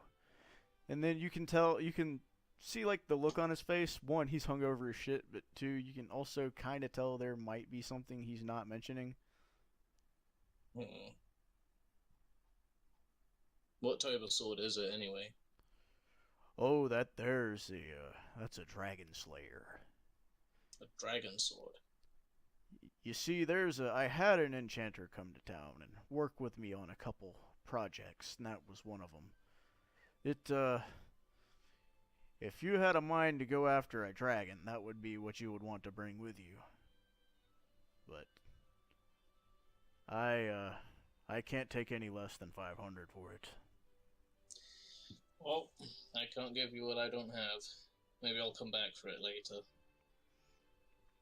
He takes kind of a deep sigh. He's like, "Well, they're." He kind of taps you on the shoulder and motions behind the counter. Mm-hmm. Oh, And he shows you. He pulls out another this one's in a case, and he pops it open, and it's a similar looking sword. It's got kind of like a demonic face on it, Nice. and he's like, "There is this one. I don't know if you want it, but it was our first attempt at a enchanted weapon, but enchanted may not be the right word. Okay, what do you mean by that? Well, why why don't you just go ahead and grab it? You'll understand what I mean. My guy isn't particularly wise anyway, so he's just gonna grab it. Right, so you grab the sword, and immediately your mind and your ears are filled with the sound of a voice, and this voice is fucking pissed at anything and everything, and like pretty much the only word it's saying is fuck. Like it's trying to tell you something, but between all the fucks, you can barely understand what it's saying. It's like, fuck, yeah, fuck the fucker, fucking fucker, fucker, fuck. Okay, I'll just kind of like stare at the dwarf and then put the sword down. Does it stop when I put the sword down? Yes, like the second Okay, you're not actually touching the blade, okay. it stops. What So, did you do to this sword? well, there may or may not be a demon in it. That's pretty cool, but he sounds pretty pissed off. What if I put you in a sword? Would you be pissed off? That's a good point. That's a good point. But it's every bit as powerful as that Dragon Slayer, except without the particular bonus towards dragons. And I would be willing to part with it for a mere 100 gold. Just if you can. Broke up for a sec there. I would be willing to part with it for a mere 100 gold if you're willing to take it off me. I'll pick it up and kind of like heft it. Yeah, fucker, you fucking buy me, fucker, fucker. Get me out of this fucking place, fucker. Buy me, fucker. I'll put it back down on the counter. Like, yes, okay. I'll give you your 100 gold. Alright, so you have paid 100 gold and you have acquired the fuck sword. It's magic. It will... It will give you a +1 to hit and a +2 to damage. But it will also be annoying as fuck. Yes. I'm going to consider how this might work. And, yeah. Okay.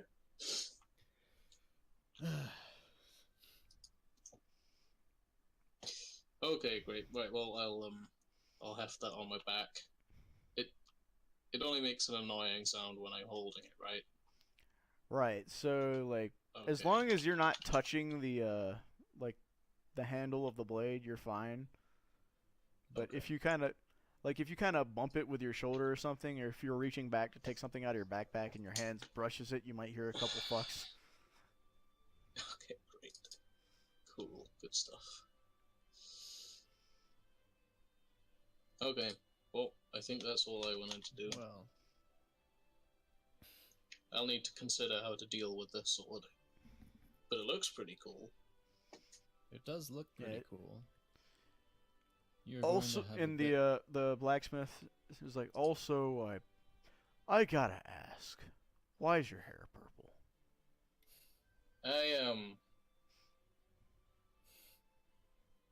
I spilled a potion on it.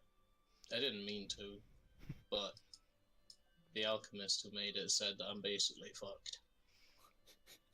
Well, it doesn't match your eyebrows. Oh, I didn't think of that. I didn't think of that. You might as well get them done too. I'll look into getting them done. Anyways, with that, the blacksmith sends you on your way. Cool. You know, he was unexpectedly fashion conscious for a blacksmith. An overdwarf blacksmith. Alright. Okay. Hey, where did we leave Urgwa? No, she's with you. Okay, Oh. okay, good. Oh, she was with us all along. That's Yeah. good. Drunk people tend not to care, and people around here have seen so much weird shit that they're kind of beyond it. They're honestly more concerned with the purple hair. Some of it, like, you're getting looks, and some are like, oh shit. And some are like, oh shit. Just, it depends. Mm. Well, you're a trendsetter. It appears that I might be. I've always wanted to be a fashion idol. But you know what they say about truly great artists. They're never No. fully appreciated until after death. That's very reassuring. Yeah. That kind of takes you aback, and you, as you're walking, you kind of bump into your sword a little bit. You say, purple hair, fuck! And then you. God damn it.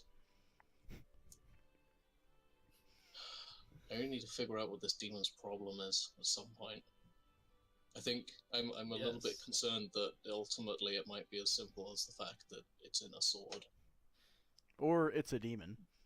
But yeah, As my master used to say, the bond between warrior and weapon is paramount. So you'll need to reconcile at some point. let's hope he really likes slashing stuff. Maybe that'll settle him down. He's a demon, right? They love killing. Yeah, I'm pretty sure they do. Alright. Alright, so you've stepped back out into the main square, and you see people hustling, bustling. Loudly, people are selling things. Wolfsbane, it's your Wolfsbane! 21 gold! It's more expensive. It's probably a coincidence.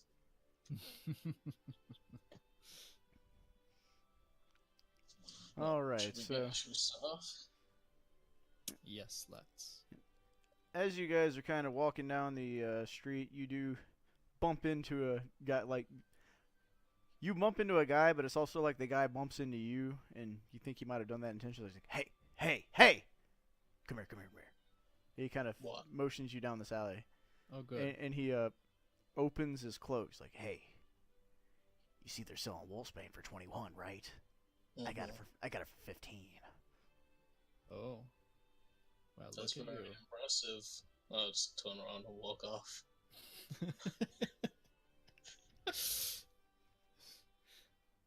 All right, And, roll 1d10. What? Cool. Why would we need Wolfsbane?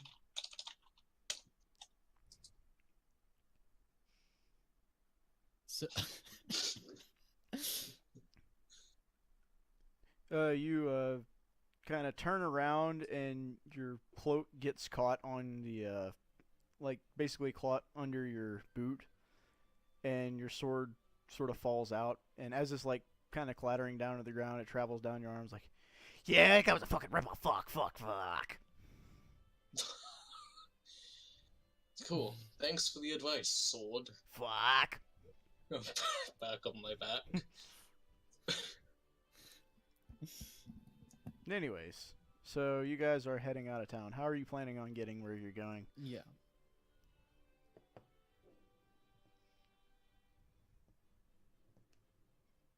Going out of town. Are you just gonna walk it or what? Can we find a wagon or like a cart or something that's going in that direction?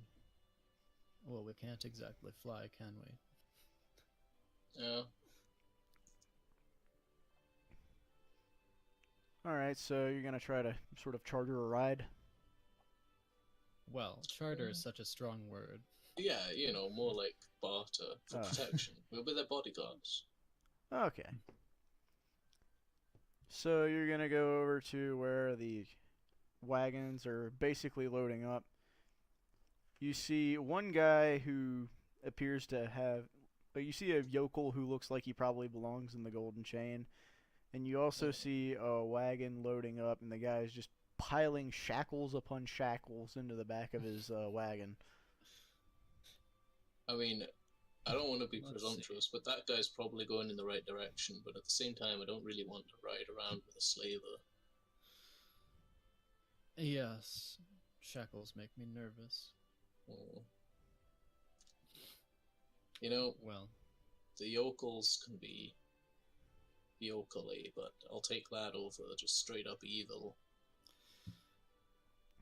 I'm inclined to agree. Alright, so you mosey on up to the yokel, and he seems more than happy to have a companions to ride with. However, he takes a look at Urgwa and goes, "Huh, that's a... ain't never seen one of them before." There's quite a lot of half-orcs around. You know, they make very good bodyguards. Well, I reckon so. I don't exactly know why I need a bodyguard. All I'm doing is heading up to the Golden Chain, but I'll get you guys at least most of the way where you're going. Well, you never know. Fair enough. Alright, so on to The least the we can do is make ourselves useful, after all. on to the world map. So you head out of town and you start kind of going up the river. You notice that the bridge you crossed on the first time you made your way over here is broken. It looks like there was a flood that was just sizable enough that it took the whole thing out. So you're having to head further north. Mm-hmm. And you To kind the of make your way up Kingdom here. of Aldacia Bridge. Yeah, to the bridge of Aldacia, as it were.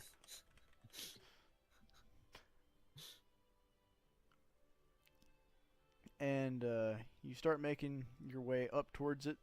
The yokel's just kind of chatting whether or not you're talking, and he's had plenty to say about cows and things. Is there anything specific you want him to talk about? Well, Yeah. perhaps lakes and blue people. And if He's he's heard anything about those. he doesn't seem to know too terribly much about the situation. He does, however, know the water has recently been going even crazier than it was before. And second, of course, about vagrant princes. He didn't even know the prince was missing. He's honestly got no clue. Well, all right. Sounds good. All right, so as you're getting ready to cross the bridge, he goes, "All right, keep your eyes open now. The water level's a little higher than it was before." Well, I'm sure everything will be fine. All right, I agree. make them their checks. I know y'all like so much of the perception variety. I'm sure everything will be fine. You think you see some logs bouncing in the water. Something tells you it may or may not be a log, but you're not certain and you can't tell exactly what it is. So you start rolling across the bridge, and the bridge is rather long. But make one more perception check. Perceive. I'm not interested in logs. Yeah. Reinald gives no fucks about logs. Thudtos, you can pretty clearly think it's a see log? that those are crocodiles. And you can also Oh. pretty clearly see that they are coming in towards you. Roll initiative. Oh. Crocodiles this far north. Yeah, or they might be alligators. You really can't tell at this distance. What you can't tell is they're blue and they look hungry. Or they're green and they look hungry. They're- Critical initiative. Yeah. They're a color and they look hungry. Look at this guy.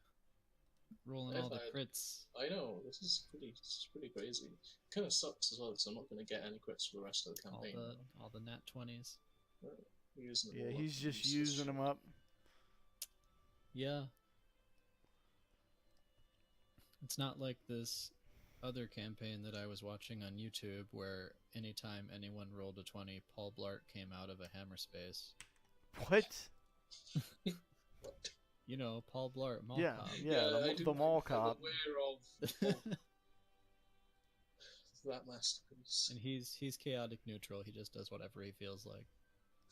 Okay. Damn it.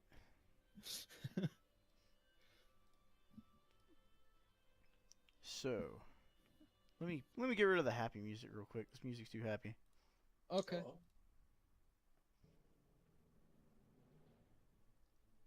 Okay, so the cart's a little bit behind you where you are now. I'm trying to. Whoop. You are on the bridge, water on either sides, and there are crocodiles in the water. Oh no. hey, There's wait a minute. That's not a log. You don't say. Alright, there are in fact 5 crocodiles. And let me see what their initiative is.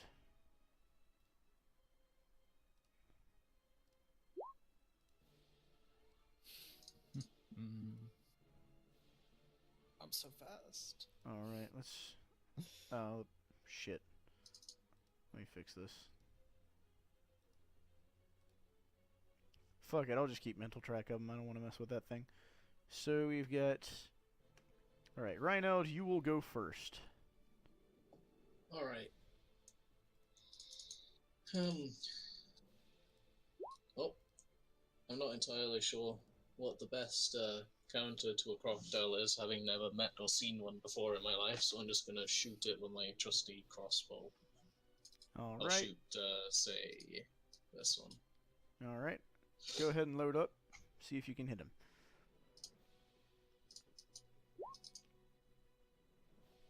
Alright, that is a hit. Roll your damage. Sweet. Okay, so now there's a crocodile with an arrow sticking out of it, and he doesn't look happy. God damn it. Alright, up next is Urgwa. Crocodile. And she is, having noticed that they are not quite in range yet for her axe or her club, gonna throw a javelin at the same one you hit with an arrow. A javelin. Yep, she's got some spears. That's pretty badass. Yep, and that is a successful hit, so I'll roll damage for her.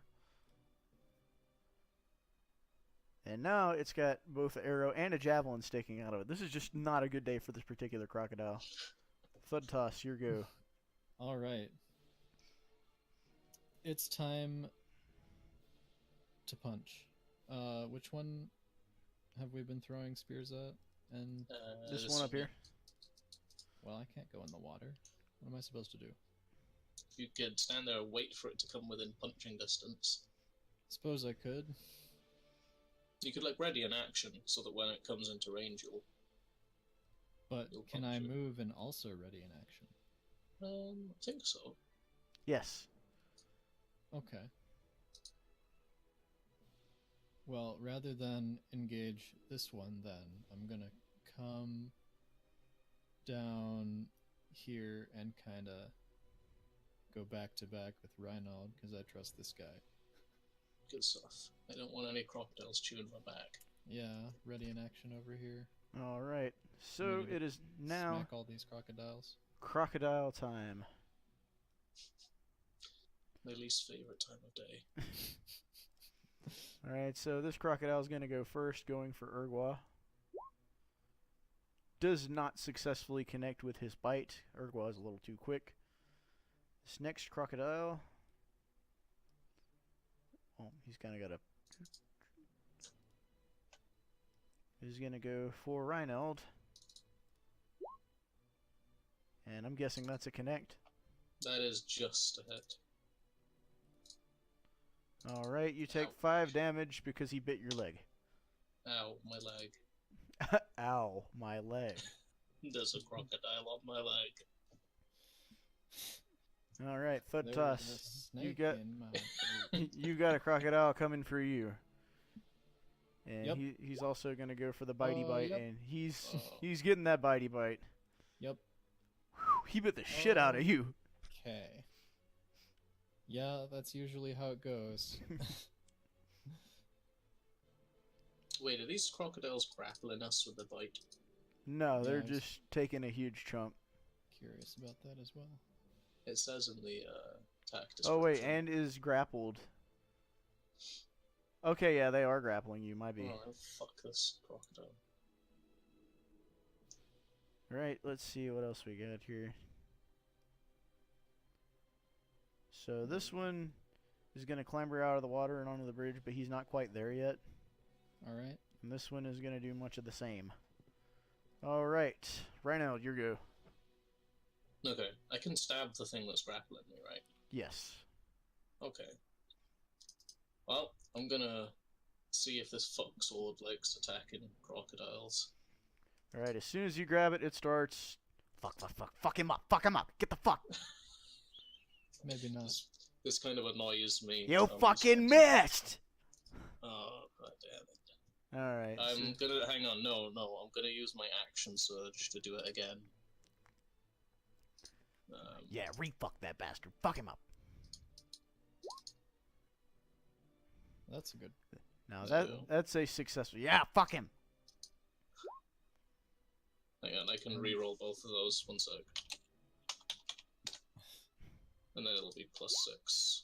So that is 14. All right, so you slash into this particular crocodile real good, and he is bleeding like all over the bridge. He's still kind of like attempting to go after you, but his bite has loosened. You could probably move around now. Okay. All right, so next is Urgwa, I think. Yep. Yep. Right, so now she's been closed in on. She is going to hit this crocodile with her axe. That is a good hit. And she's basically sliced it in half. So Sweet. this is no longer a functional crocodile. All right, Dead. thud toss, you go. Yes. Well, it's time to. Oh wait, I got to hit this guy before, right? Oh yeah. You, Oh, should, yeah.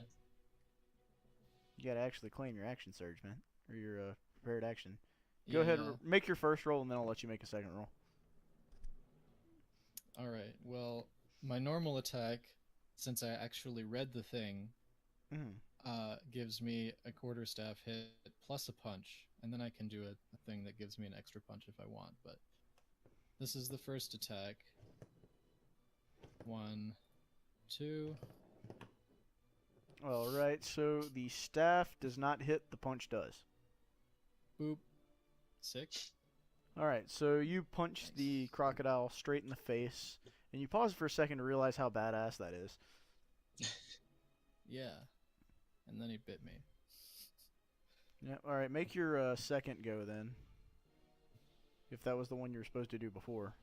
Yeah, that was. All right, so both of them hit this time.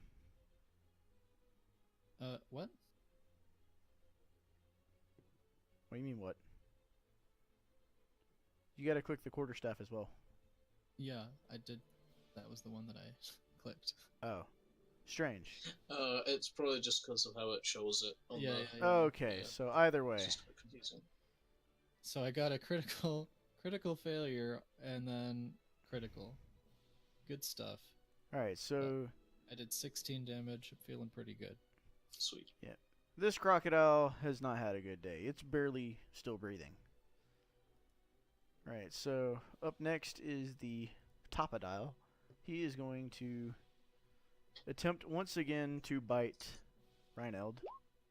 And is that a success? Got down with that, yeah. Oh, It's- good bite. This crocodile needs Yeah, to learn its place. At least they're not biting you for 11 damage. That's true. That's true. All right, this next one is going to go for Thud Toss. Mm-hmm. And he's going to whiff hard. Oh, yeah. He's kind of barely functional right now.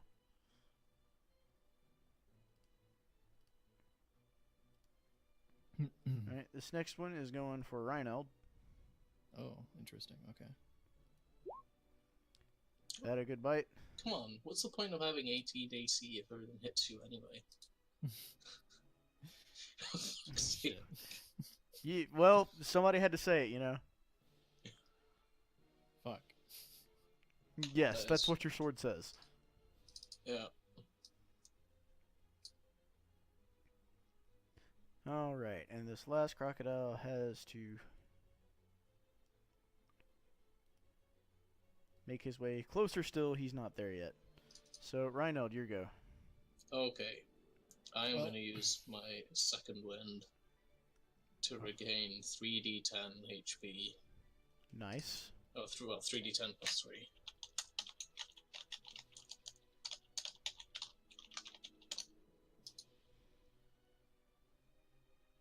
Okay. So that will put me back on 27, so I'm 1 HP below full. And I am going to stab the crocodile again. Fuck, fuck, fuck, fuck, fuck! That is about how it's going to go, yeah. Fuck that crocodile. Fuck crocodiles. Fuck them. Critical miss. Fucking Can missed. you calm down? Alright, so that's a complete whiff.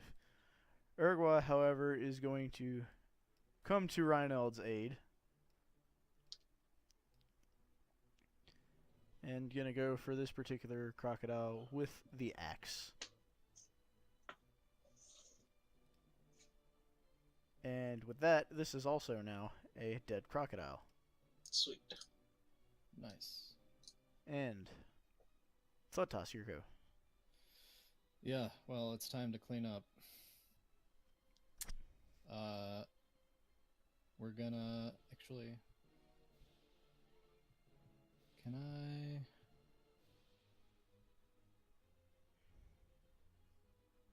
That's not it. Where did I put that thing? It was only single target, right? The thing that I did before. Yeah.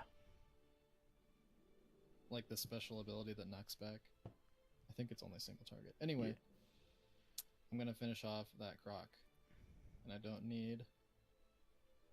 Feel like I don't need to expend extreme effort to do that, so I'm just going to attack it normally. Alright, so the quarterstaff connects, the punch obviously does not. Yep, that's 4 damage Alright, with that's another critical failure. Jesus Christ. however, this crocodile was weak enough that that did kill him. Alright, now it is time for this crocodile to make a bite. Ow. So It's croc-a-plock. Fuck. yes. Yeah, that's 6 damage to Thudtoss. And then one goes for Reinald again. God. These, Damn it. these crocodiles are on some shit, man. Uh, So, Reinald's go. Alright. You better behave this time, okay? Yeah, the fuck Can sword you is just- still screaming fucking fucks. It's, And that's this is still really a miss. throwing my style off.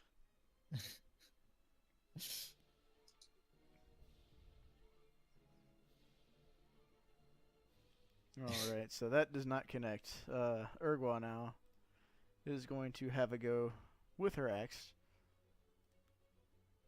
And that does connect. And does some damage to this crocodile. Thudtoss, your move.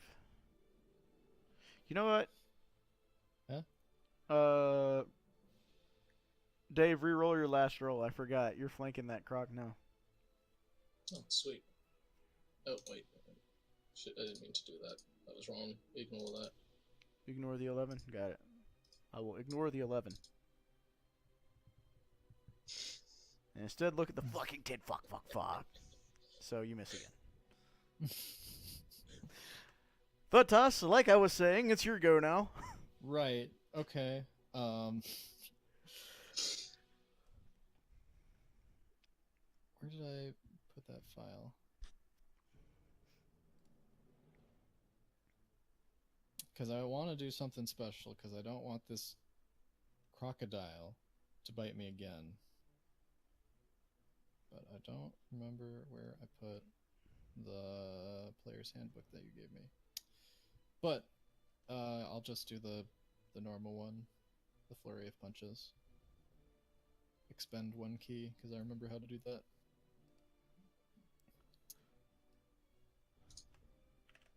-1 key, and we get to punch twice instead of once. All right. So quarterstaff hits, punch hits, punch hits. Nice.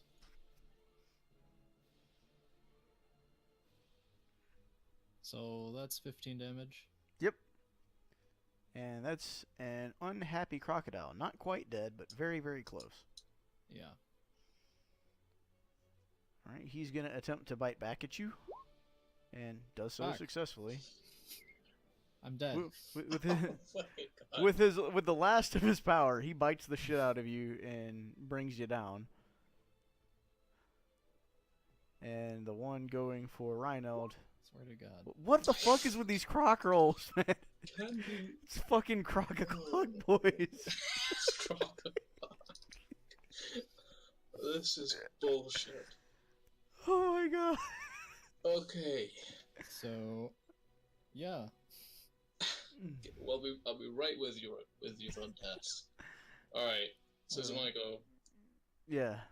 Okay, I'm going to like throw the fuck swords like on the ground on the other side of the crocodiles and pull my normal greatsword out and stab the one that just. What the fuck are you doing, you fuck? And you don't hear the last fuck because that's when you let go. I'm flanking it. Yeah, roll again.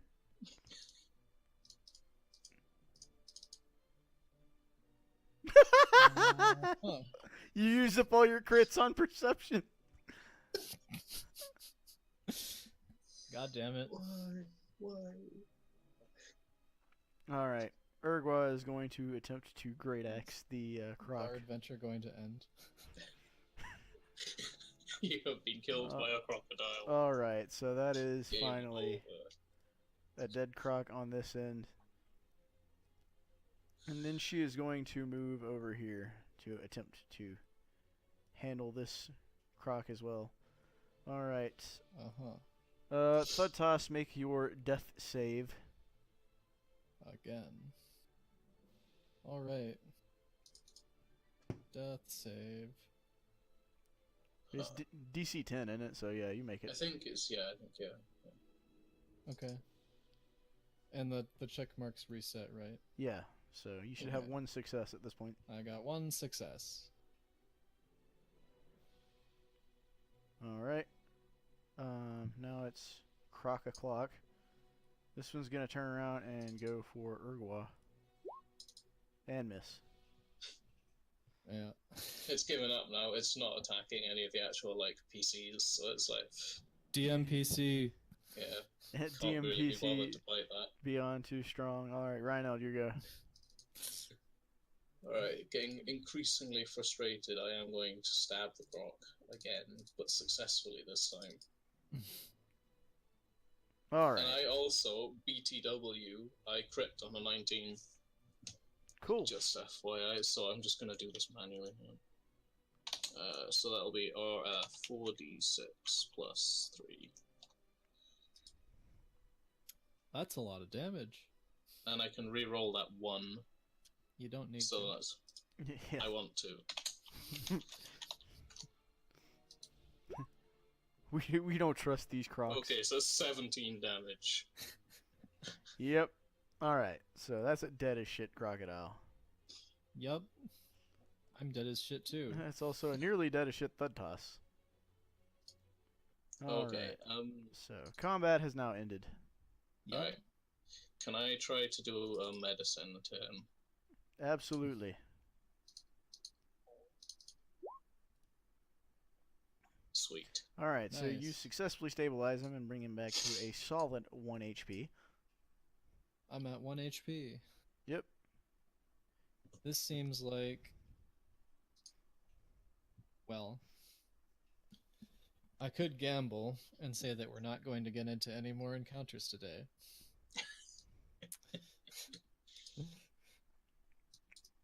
Where's the cart guy? He's behind you. He's pulling up now. He's like, "You sure showed them crocodiles what for? That's true. Definitely did. You want to make crocodile stew?"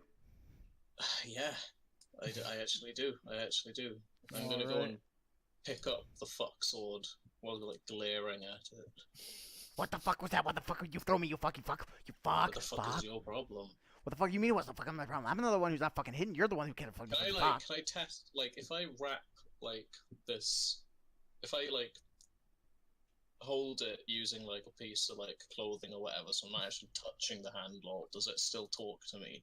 Like, imagine you were holding that same, like, cloth over someone's mouth. That's what it sounds like. You know what, this is Fuck, actually I'm gonna potentially fuck you more up. annoying. Fuck. Okay, I'll just put it back on my back. Alright, so you load back up on the cart and you head back to just south of the Golden Chain. This fellow's going to Autumn Vale, but he stops, you set up a campfire, you have some delicious crocodile stew, and you gain the benefits of a short rest. So Hooray! Okay. you can expend hit die to regain some HPs. What does that mean? So So you can roll, like... So you But- should have 3 hit dice. Oh, okay. You can... So if you wanted to spend, like, 2, you'd get, like, 2d8 plus your constitution, I think, so it'd be, like, 2d8 plus something. And, yeah. But then you'd, like... And then you regain those hit dice on a long rest. So I'm gonna spend... okay. 2d10. Yeah, I'm gonna do that. 2d8 plus 4. So,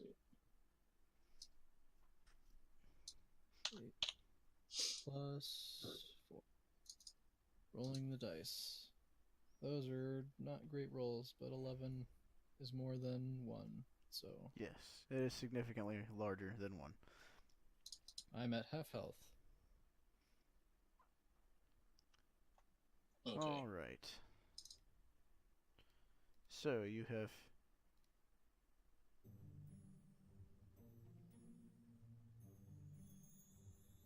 Yep, you have successfully had your gator stew, or your croc stew.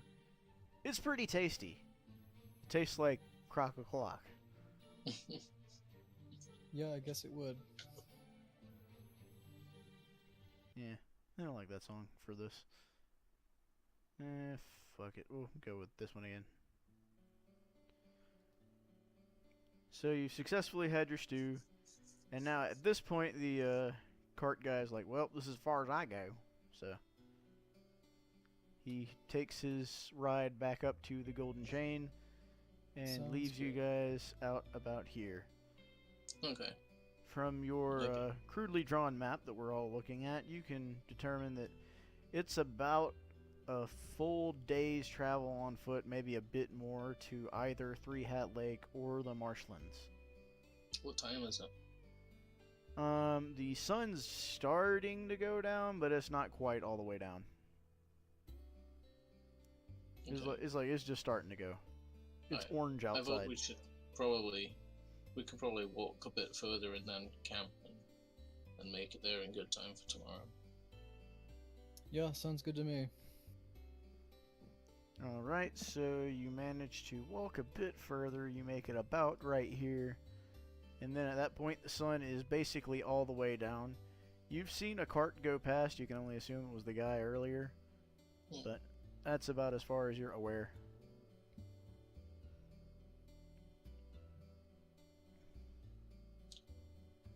Okay. Cool. Guess we'll set up camp and have a proper rest. Yeah.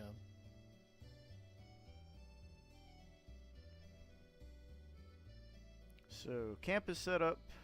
Urgwa's got the fire going and the tent's set up. Mm-hmm. And then if you go ahead and hit the hay, you will regain the effects of a long rest. So all your HP back, all your hit dice back, key points, that sort of thing.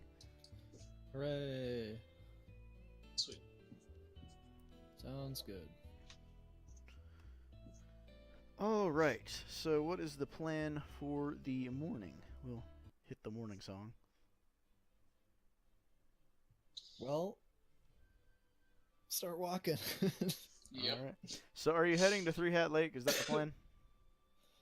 Yeah, Yeah, I I think think that's so. the plan. Mhm. All right. So you head up to Three Hat Lake. Walking that way takes most of the day. Mm-hmm. So on your way there, you see a couple of caravans, but things are starting to look a little sketchy. You see a lot of spears in the ground, some tridents in various places, and there's like All right. splotches that you're starting to assume are blood.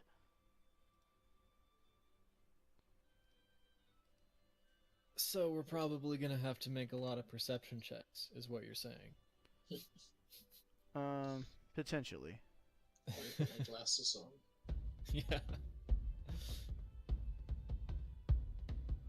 Okay, so what did that guy before say?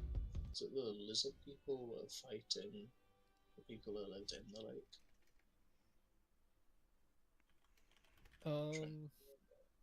Was it the lizard people? I can't remember. I think it might have been. I'm sure we'll find out. I know it was somebody. The Nulls, maybe?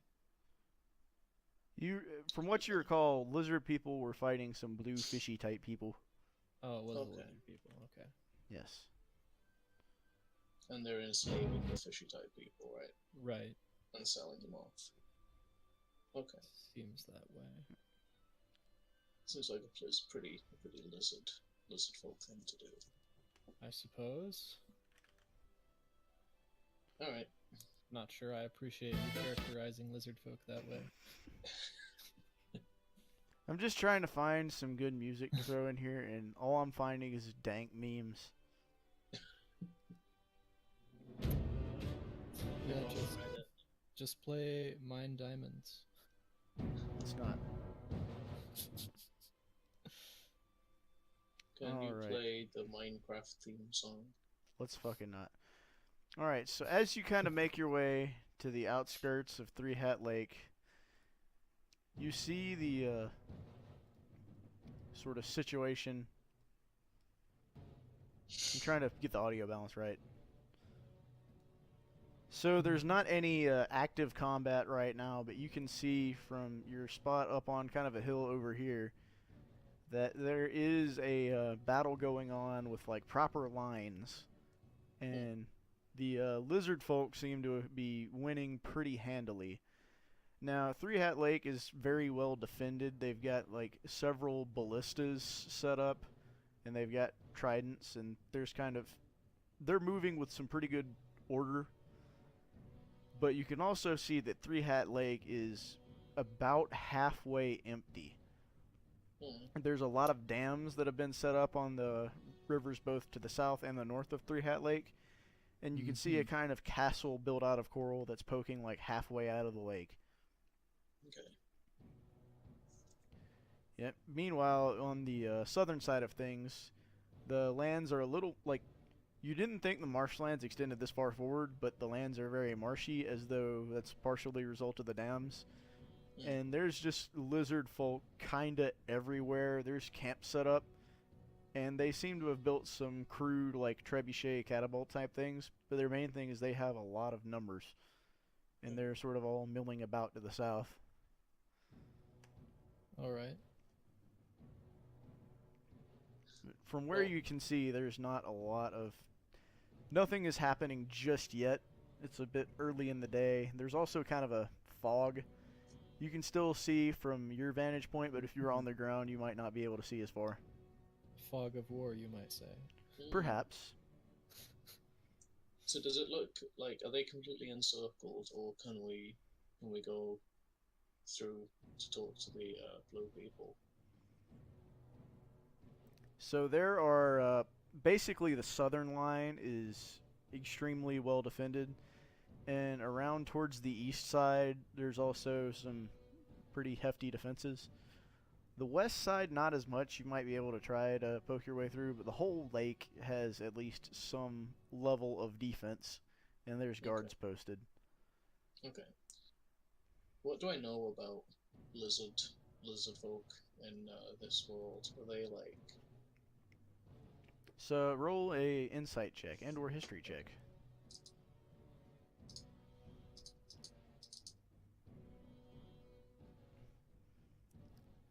I You- too must hold. Okay.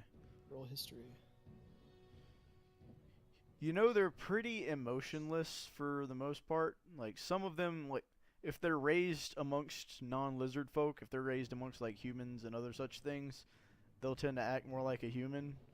But lizard folk society in and of itself is very cold, very calculating. So if a lizard folk dies, for example, his family and compatriots will eat him because that's now a viable food source rather than burying him and wasting good meat. Mm-hmm. And that sort of thing.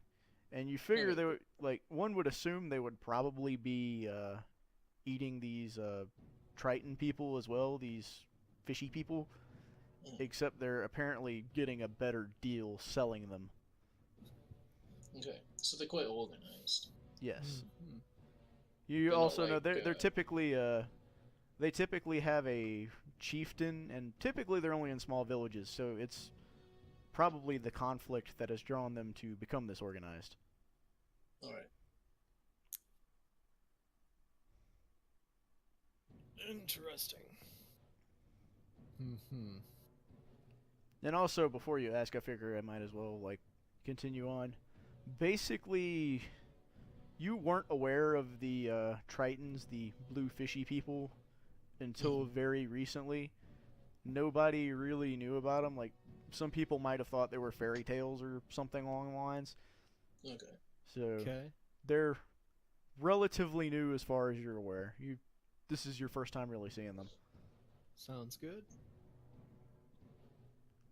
Lizard folk are about as hazardous on the road as, say, your average crocodile, but they can be That's- negotiated with. So very. Okay. But okay. Alright, so I'm looking down at the lake then, and you can see all the dams, and I guess that's where our river problem is coming from, Thundas. Yeah, it looks that way. Are the dams being constructed by the lizard folk? Everyone seems to think it's the blue people. The lizard folk are the ones constructing the dams. It appears they're trying to completely drain Three Head Lake. It makes sense from a tactical perspective. Hmm. But it's causing problems downstream. Yeah. So I guess the dams kind of need to not be there, and also this whole conflict needs to not be here if the river is to return to its normal state. Yeah. Yeah, it seems that way. But It's like a pretty tall order.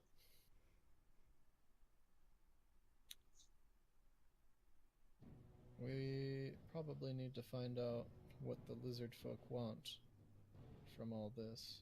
If there's any Yeah. incentive other than money, that is. Yeah, that's a good point. It may be the case, but we can certainly try and find out. I'm sure we can't pay them more than they're being paid, especially since they seem to have clients as far away as the Crown City. Our beloved king. Yes. Well, do you want to They're just try and go down? charming associates with the caravan. Yes, lovely people through and through. Do you think we can just go down there and talk to them, or do you think they'll, eat us if we do?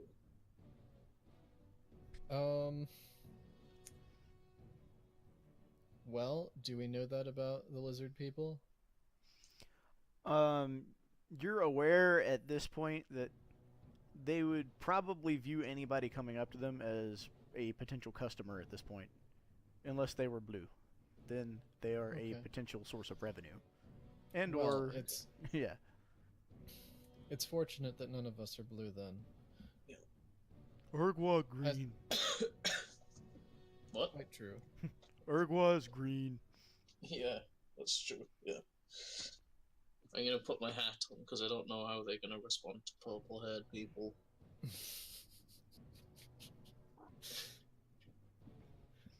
All right. I just hope they like hats. Doesn't match your eyebrows anyway. No, it doesn't. All right, so But you yeah, guys I'm are going gonna- to head down into the lizard folk. You know what? Let me go ahead and just draw some battle lines here. All So right, basically, putting some effort in. the primary Triton defenses are going to be sort of just underneath the lake bed over here. Because, like, this originally, the lake would have been up to the black line. But Yeah. now, like, shortly past the light blue line heading in is where the lake is. It's been drained to that point. So that on the outside of the lake, they've got their ballistas and things like that.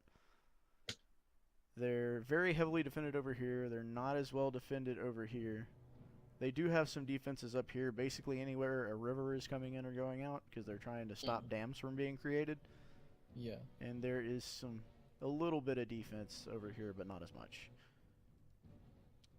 As for the lizard folk, like, they're matching the battle lines pretty heavily, and they've got both sides of the river. And as far as you can tell, they've gone all the way down. Like, that whole area is lizard folk, and there's a few on this side as well. But not on the north side of the lake? Or None we that don't you know yet? none that you can see.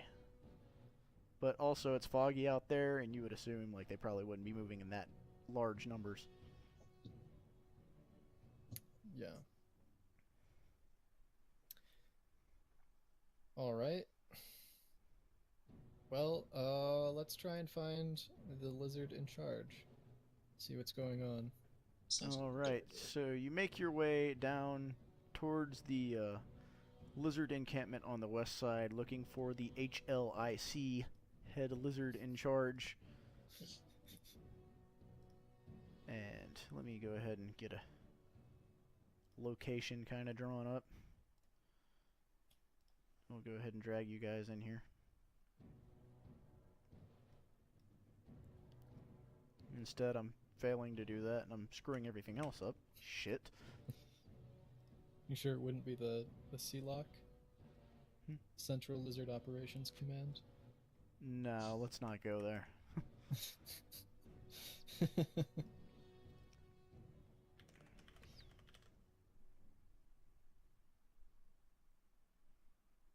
Or would it be the Alright. Central Center? The Central Center. Wow, these Of Lizard Operations. these lizard folk assets are terrible, except for the ones you have to pay money for. Go figure. That's weird. Yeah, wow, how about That's that? really weird. Yeah, so you know what, we're just gonna draw some green blobs. Alright. Fuck the man.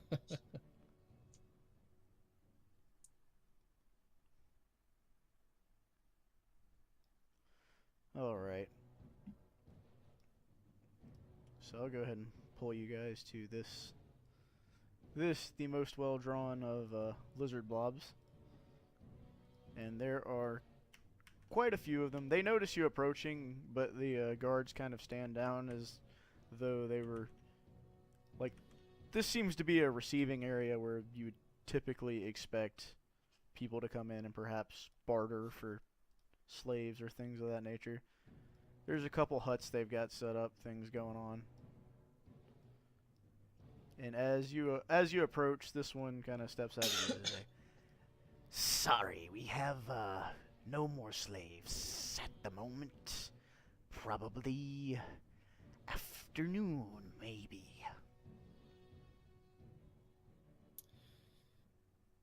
Well, we're just here to ask about the general situation.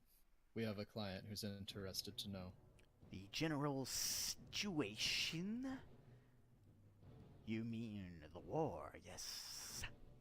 Yes, as it were. And he seems to more inclined to talk to you just because you got scales. So, Yep. well, as you can see, we have successfully started our push into the lake. We probably will have the castle overrun and the threats neutralized within the week. Well, that's all well and good, but The dams you've constructed to drain the lake are having a negative impact on the areas downstream, so is there We- anything that you could do about that? We understand, but you must realize they provide a tactical advantage. Certainly. Once the castle has been sacked, we will see about removing the dams. We too require the lake to be at its full level. Seems reasonable. Now, if you don't mind my asking, how did this conflict come about to begin with? These Tritons, scum that they are, tried to exterminate us. So we Well- simply returned the favor. Seems reasonable enough, I suppose. You ask a lot of questions. I've been paid too.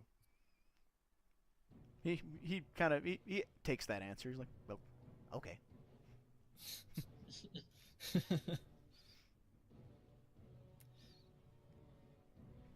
Well then, seeing as the situation is not likely to resolve itself anytime soon,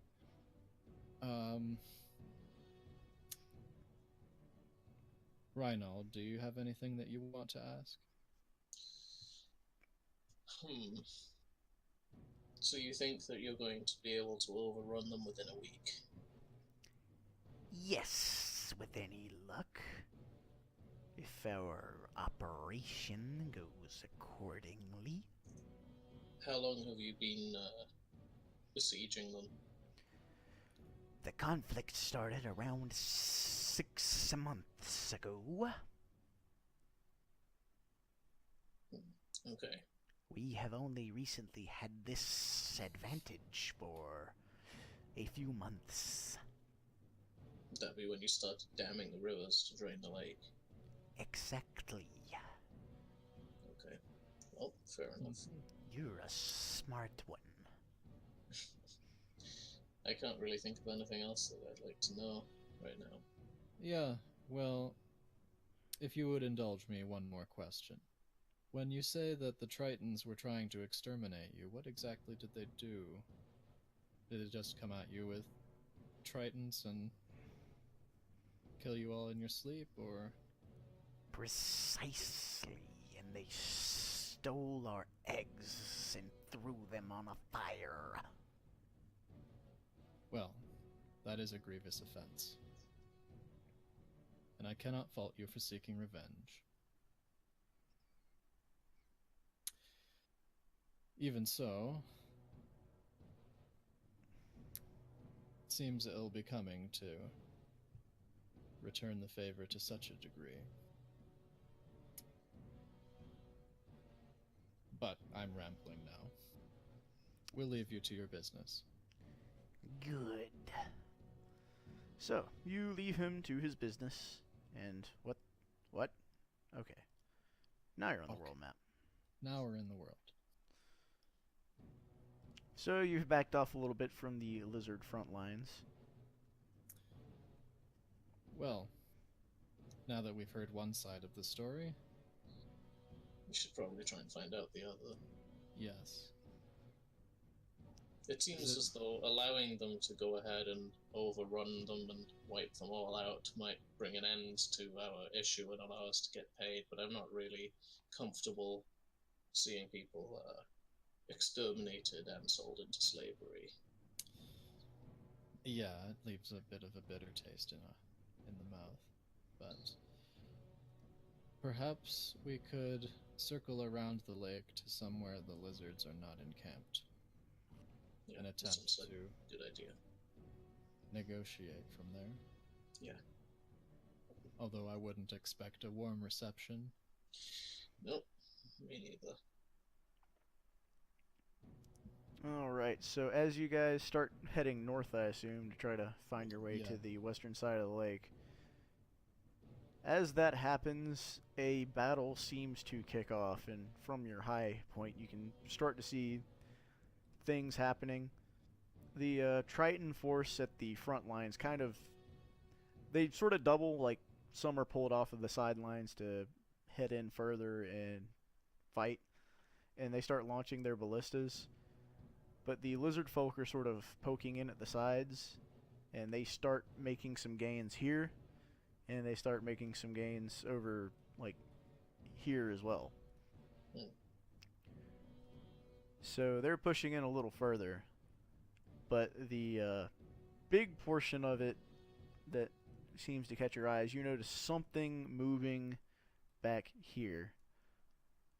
You can't tell what it is because of the fog. It's at a decent distance. I mean, it's all the way across the lake. But you notice movement over there. You're not sure who or what is moving. So it's either a large enough object, a bright enough flash, or a large enough force that we can discern the movement. Yes. Yeah, it's got to be something pretty significant, whatever it is. Because that's pretty far away. That's like Yeah. 15 That's 15 feet. It's 15 entire feet. I mean, it's several miles out, so. Okay. Well, like, I vote we keep heading around towards the sort of north side of the lake and see if we can get closer to it and see if there's any place we could go up and talk to these people. Alright, so you make your way up here.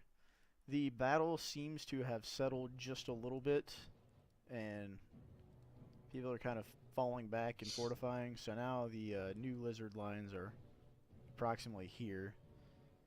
And also over towards this side, they've kind of come in and forced the Triton people back around this way and back about this way. The castle that you can see is around, let me find a good color so it stands out. Draw It's me a Disney castle. It's like right here in the center. That is a square. Here, I put some hats on it. Oh, It's There we fine. go. All I'm, right. There you go. enchanted. There you go. And it seems to be primarily made out of coral and other such sea type things. Mhm. Okay. A castle in the sand. Yeah, Oh, however, poetic. you've noticed that the lizard folk have started launching fire. And I mean, obviously, when it lands in the water, it's not doing much. But when it lands on solid ground, especially if it hits one of those ballistas, like everything goes up. Mm. And the fishy folk seem not too keen on fire. You would guesstimate that the lizard folk would have to be around here, or where the basically where the light blue lines are now, or a little bit behind them to actually hit the castle with the fire. Okay. But anyways, you made your way up here. You're gonna try to sort of come into Triton territory. Yeah. Try and be careful about it. Not Yeah. present ourselves as a threat. Our main advantage right now is our neutral status. That's true. Alright, so you make your way in, and you are quite quickly and suddenly halted by the guards who demand to know what you're doing there. I'm gonna let Reinald take this one. They probably don't trust my scales. We've been sent to investigate some of the disturbances in the region recently, specifically pertaining to stuff affecting the river flowing downstream, and we can see that you're entrenched in a battle here with the lizard folk. Now, we were interested in hearing how this conflict came to be and what your general situation is right now. Well, you can tell these guards are perhaps not the Yeah, is there Most- somebody we could talk to about that? well. You can tell this is pretty much the first time they've been approached in such a manner, so they're not sure. They send one of their guys back to try to find somebody higher ranking, and then he like pokes his head out of a tent and looks at you, and then goes back even further to try to find somebody even higher ranking, as though they have no idea what to do, so they're just passing it off. An Okay. underwater tent? Like, Mom, there's a weird guy at the door. Well, at this point, like, the lake is actually probably down here, so they're having to keep going back and back. I'm sure they've got structures up underneath the water, too. Eventually, they bring you a guy who's wearing all sorts of crazy coral earrings and other very regal-looking garb, and he's carrying a nice-sized trident. He's like, All right, Coral Man. it's like, what are you doing here?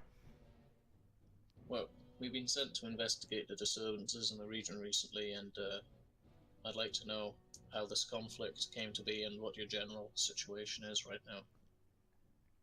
How this conflict came to be, those damned savages attacked us. Okay. And in what manner did they attack you? Open your damned eyes! Look to the south. They're throwing fire, they're throwing spears, and they're damming up the rivers so that they can get to our castle. I can see that. Was there anything that sparked off this conflict, or did they just enter the region with a view to plundering your city and selling your people off? They just started heading north, and they've been attacking us ever since. It's not going well. We've been cut off from the ocean. Our lines of communication are shut, essentially. Okay, and so you'd be in communication with other settlements in the ocean? Precisely, but we've had no such communication in quite some time. Okay. The marshlands were dangerous before, but now there's an all-out war. Is this an ongoing war between the lizard folk and your kind? Well, the battle perhaps kicked off 6 months ago. To begin with, it appeared that we were going to rout them, but now we can only hope. What we direly Okay. need are reinforcements. Reinforcements from the ocean settlements. Exactly. Okay. However, there are different kingdoms beneath the water as there are above the water. And I see. whether or not they will come to our aid is anyone's guess. For now, I do not even think they know. Okay. Well, we wish to bring this conflict to an end. You and I the same. The lizard folk insinuated that you had attacked them first and thrown their eggs on a fire was a phrase I heard used. We have done nothing of the sort. Okay. Well, we'll need to think about what we can do about this. I'll need to talk to my friends here so that we can discuss this. Is there anything you wanted to ask on the third test? No, I think you covered all the important points. Okay. Well, I think we should probably discuss this somewhere. Yes, I agree. Alright, so you guys kind of head up and back off. Yeah, I'm not too keen about getting stuck in the middle of a battle. So as you back off and start discussing, it seems like another fight is sort of starting to kick off.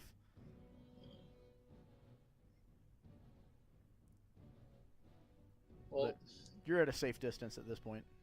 yeah. Well, the way I see it, we've got two options. Three options, really.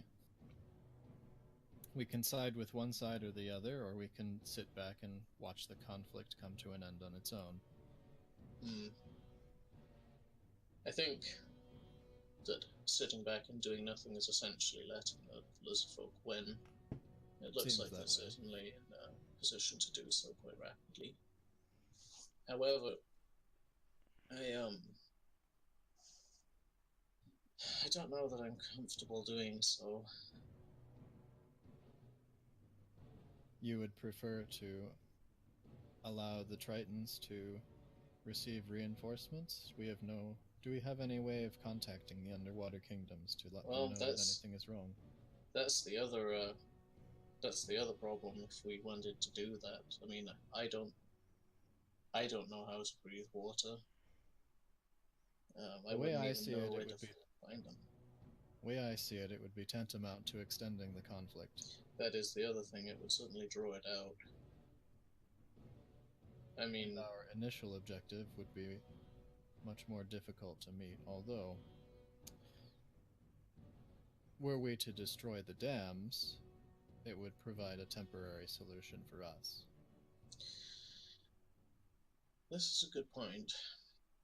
It would, again, prolong the conflict, and it may only be a temporary solution.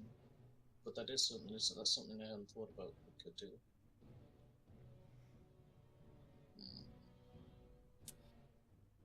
Cut and run, so to speak. We would probably have to coordinate with the Tritons if we wanted to help them, though. Yes. So that they could send a messenger as soon as the dam went down.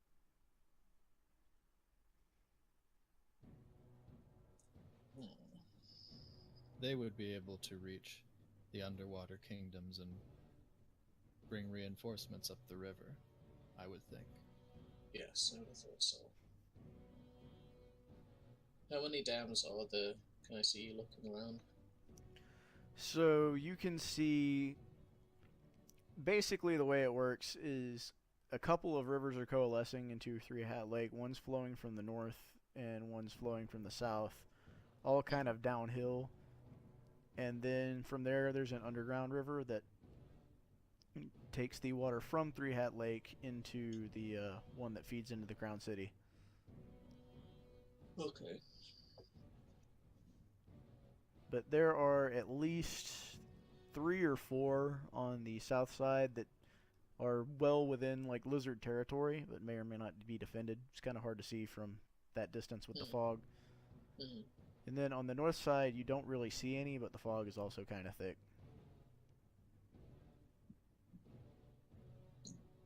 Okay.